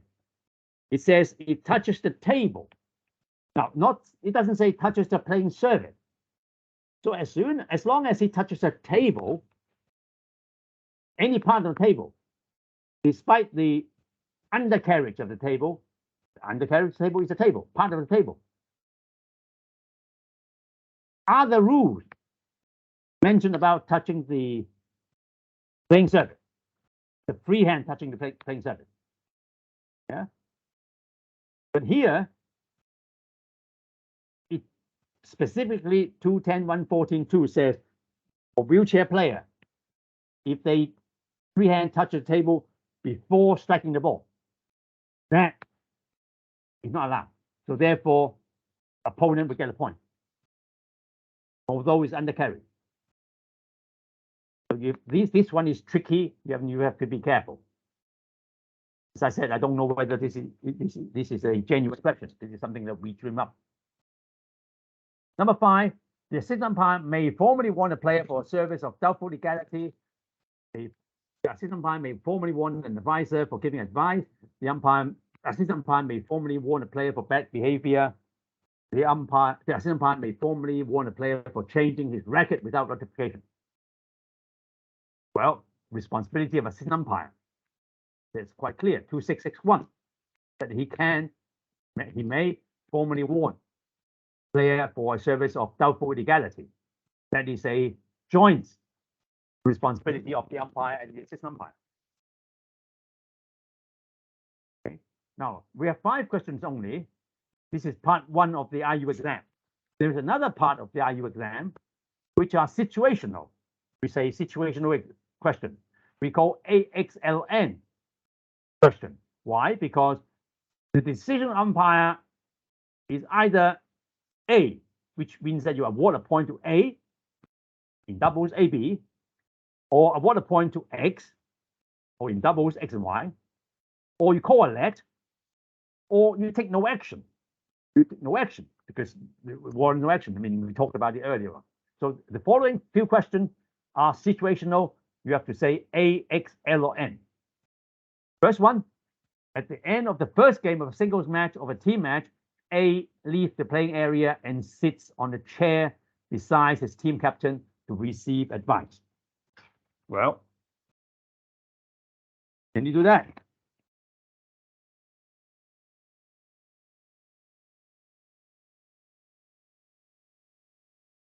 Well, the answer is you take no action because that's allowed. Because 13.6.1, the handbook from ex officio says as long as it's within 3 meters of the surround, he's allowed.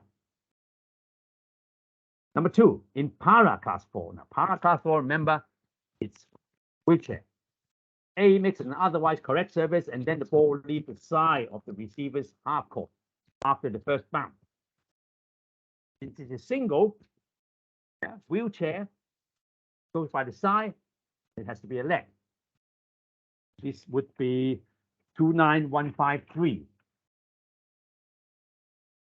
Number 3, during a rally, A jumps over the surround and falls over the moving television camera cable on the floor and fails to make a return. Now, this is a situation when A jumps over surround. What happens is outside. Yeah. So he can still do that. If he makes a good return, it's fine. But unfortunately, he fails to make a good return. Perhaps mainly because he tripped over the moving TV camera's cable. But the TV camera cable was out there all the time. Perhaps even moving all the time. Because the TV camera was taking different shots. Yeah, he just had to jump over. So what do? I'm afraid you say too bad. 11.32 specifically described this. 11.32, 11.3.2. Yeah. So something outside there or something inside which is fixed, you have to avoid them. Yeah, the player have to avoid them. Number 4, in a doubles match, as A serves to X, Y is looking at the umpire's scoreboard to check the result. By noticing the ball has been served by A, X tries to strike but fails to hit the ball. A then argues that they were not ready. Well, Y may not be ready, but X tried to strike. So apparently X is ready, although he fails to hit the ball.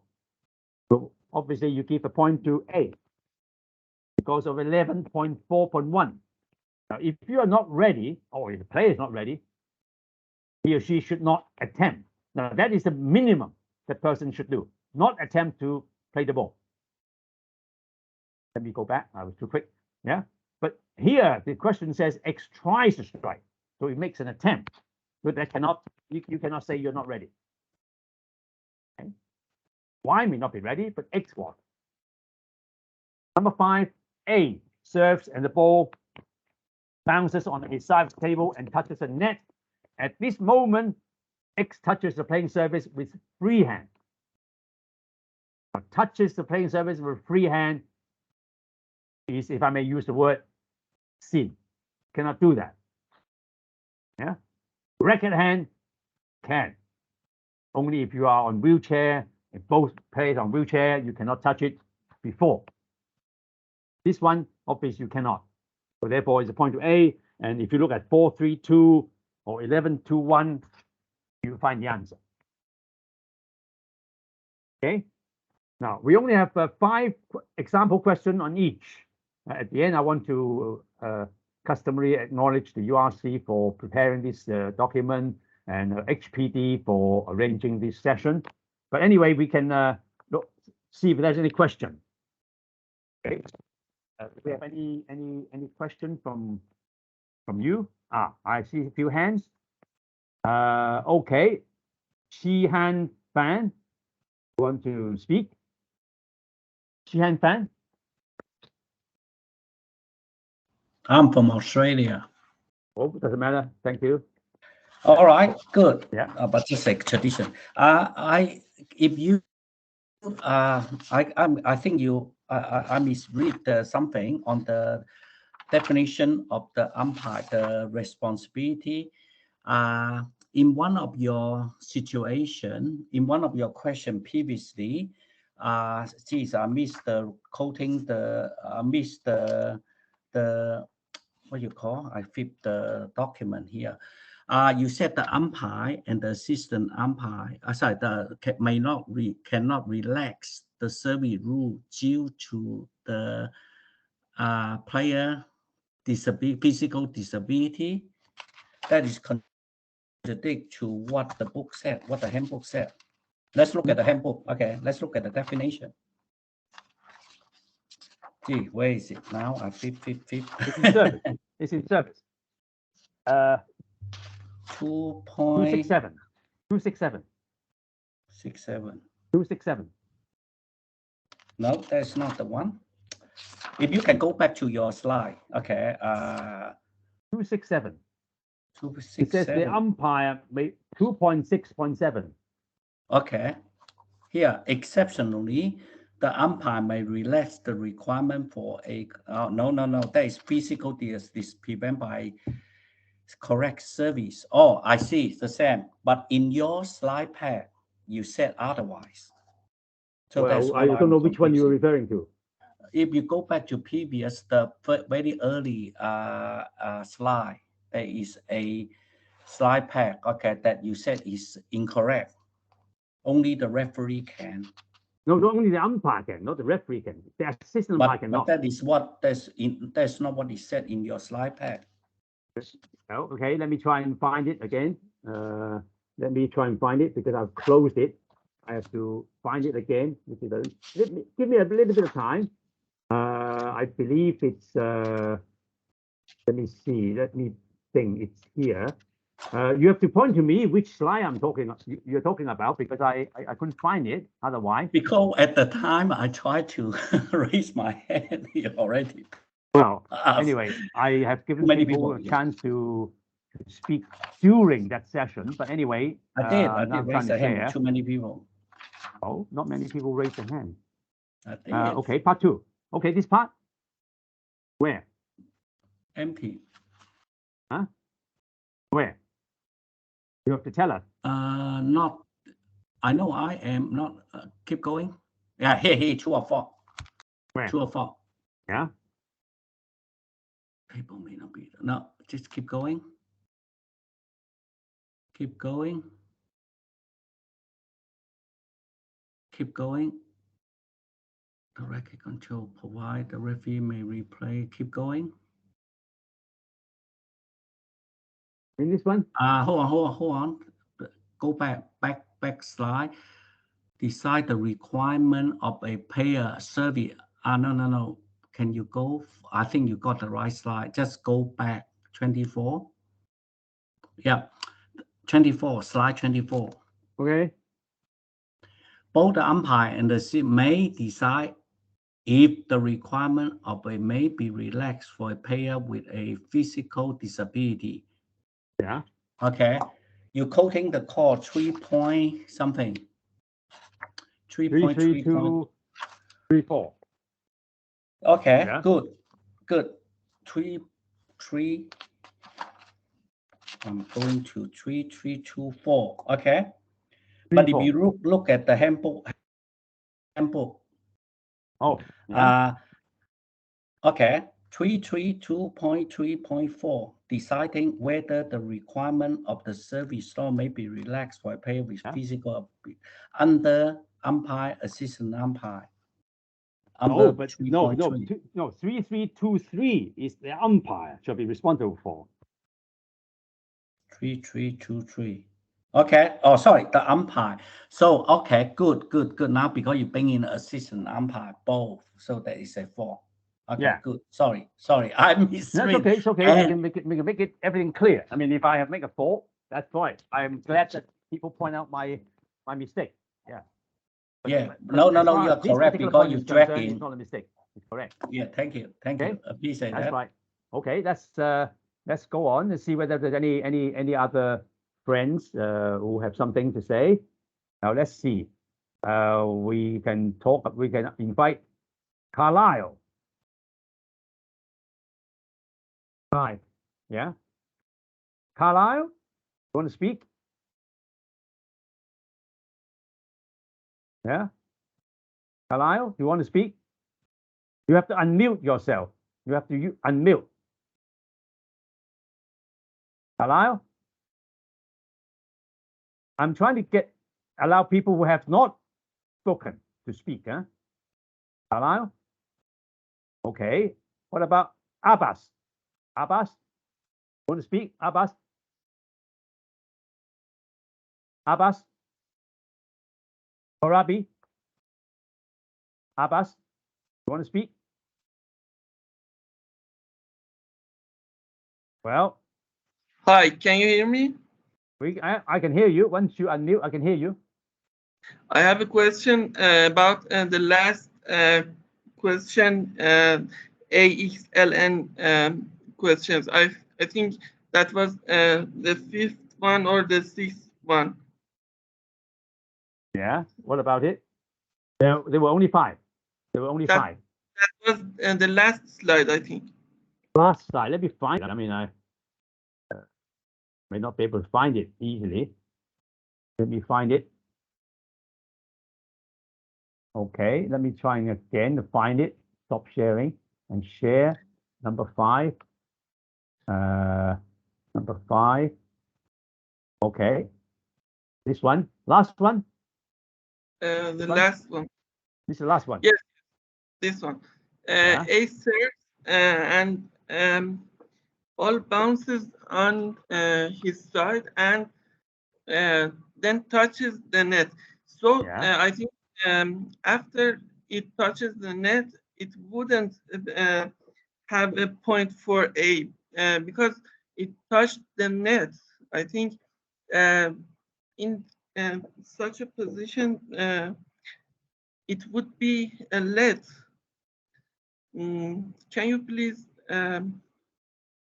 well tell me?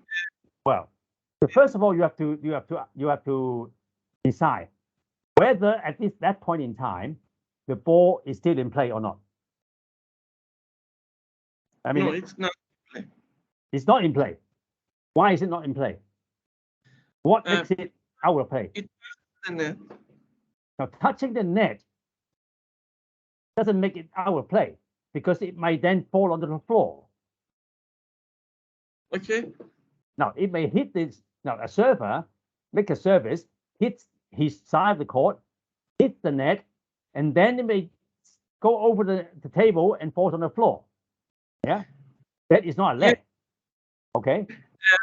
So what I mean is, when the ball hits the net at that moment, the ball is still in play. Okay. Now, when the ball is in play and a player touches the playing surface with his free hand, that player will lose a point when the ball is in play. Okay. Okay, got it. Thank you very much. Yeah. This is how you interpret, how you award a let, how you award a point. Depending, you can only award a point when the ball is in play. When you cannot award a point when it's already a let. Yeah. Okay. Okay. Yes. Yes. Okay. thank Let's you. see. There's anybody wanting to speak? We have almost finished our time. Let's so okay. Marco. Is Marco wanting to speak? Yes. Marco. Let me get him in. Marco, you can speak. Marco.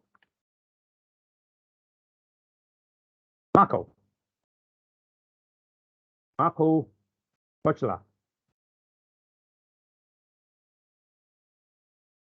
Marco, you have to unmute. You have to unmute yourself. No, you don't want to speak. Now let's see if we have anybody else who has not spoken. We have everybody who wanted to speak have spoken. Yeah. I think I allow somebody who wanted to speak, but after allowing, they never wanted to speak again. So, Olena, want to speak? No, no more.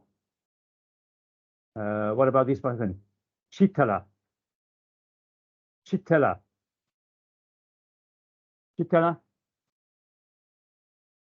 No. Now, those people just raise their hand and then forget about it. Now, there's this person who, let me give him a chance again. 9194470493555. You want to speak? You have to unmute yourself.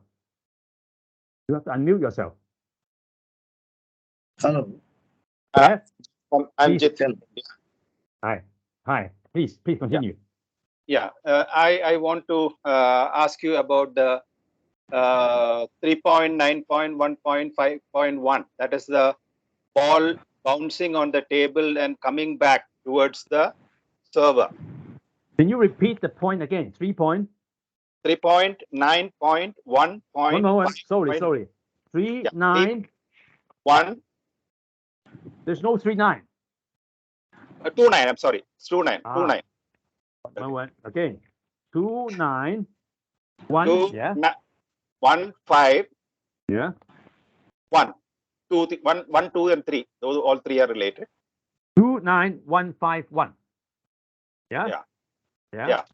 This is the that 3 points. So yeah.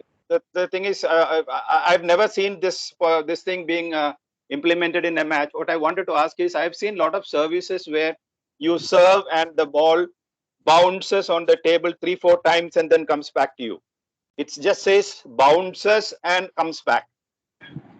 There are heavy backspin service you do. It actually bounces on the table and then comes back. Is that a let? But first of all, you have to read the rule 3915. This is when the receiver is in a wheelchair. So this is a wheelchair play. Yeah? Okay. This is important. Okay. This is not for normal players. I would say wheelchair players are normal people. I'm sorry. Able people, not disabled. Yes, able body, we say. Yeah. So anyway, so only for wheelchair player, the 3 points, 39151 to 39153 apply. Okay. Yeah. For standing players, it doesn't apply. Okay. Yeah. Yeah. That's okay. Perhaps we have one last question to this person who has never. Satish. Want to speak, Satish? Yes. Please speak. You have to unmute yourself. Satish.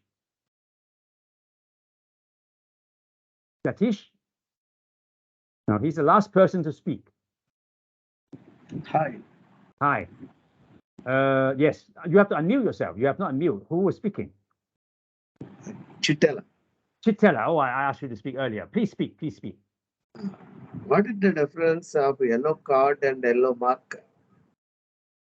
The difference of a yellow card and yellow marker. Yeah. Now, a yellow card is a card that the umpire uses to show to the player or the advisor or somebody for misbehavior. It's a card, yellow card. a yellow marker is something that the umpire or the assistant umpire uses to put next to the scorecard to let everybody know that a warning has been issued to the player for misbehavior. Yeah. Okay. So there's a distinction here. Yeah, I understand. The yellow card, you show it and then you put it away, you put it in your pocket. But the yellow marker, you take it out and you put it there for the rest of the match. Yeah. Anyway, so this is, we've overrun for about 5 minutes. We spent 4 hours today. Thank you very much indeed. Thank you very much for everybody. Thank you. Let me see if there's anything in the chat room which was worth answering. I really understand that many of you asked for recording of this. I understand that HPD have said that this recording, this session has been recorded, and people are free to view the recordings later. So you have to contact HPD, ITTF, and I'm sure they'll be happy to share with you, allow you to see again this session. And actually, there are 6 more sessions to come. You might want, I don't know whether you'll be allowed to join them. But join 1, you might not be allowed to join 2. But anyway, that's it. I don't see many things in the chat room which is I should respond to. Some of you said something which we've answered already. Some of you said some kind words. Actually, I thank you for attending. I think I hope that the last 4 hours has helped some of you to understand the regulations and the rules a little bit better. Most of you should be preparing for the exam very soon. And I do really sincerely hope that you do well.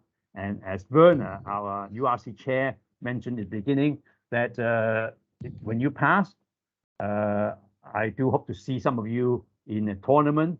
That would be a good experience for all of us. So I look forward to that. And I thank you very much for joining. Thank you once again. CK, can you hear me? I can hear you. I have not switched off yet. I'm going to switch people off very soon. But CK, I just want to say once more thank you from the USC side. Oh, sorry. Yes, it's me. Sorry. Yeah, sorry, it's Werner. Okay. Yeah. Because I think it's really important now to thank you once more. I listened to the 4 hours also. It was excellent. Yes, I did. Yeah. Oh, sorry, I didn't know. All 4. No, it's fine. All 4 hours. And I just can say really to all of you, this chance you had now to listen to these 4 hours should normally help you a lot in the IU exam. A lot of good hints, a lot of good proposals from CK. He's talking about, he has a lot of experience and of course can help you and can talk about his experience. But still, I really ask you that you are preparing well for this IU exam. It's not the easiest one, but he gave you a lot of really good tips now.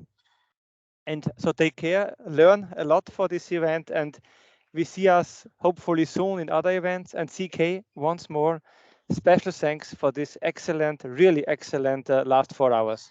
Thank you. And HPD and Dora Yela, please also thanks for your support. And concerning the recording, we will discuss it with Dora and Omar. I would like to add the link also to our ITTF website that everyone can see the recording in one of the languages. I should have gone to a hairstylist to make me look better. It was fine. Anyway, no, it was fine. Okay, thanks once more. Maybe I say a couple, 2 words. I thank you and thank the URC for giving me this opportunity. It is really my honor and my pleasure to share my whatever I know or don't know with my friends, all my table tennis friends. And I do hope to see some of them in the near future. Thank you very, very much indeed. And thank Werner, thank Dora, of course. Yeah, she helped a lot. And Omar in preparing it. Yeah, I thank ITTF, URC, and HPD. Thank you.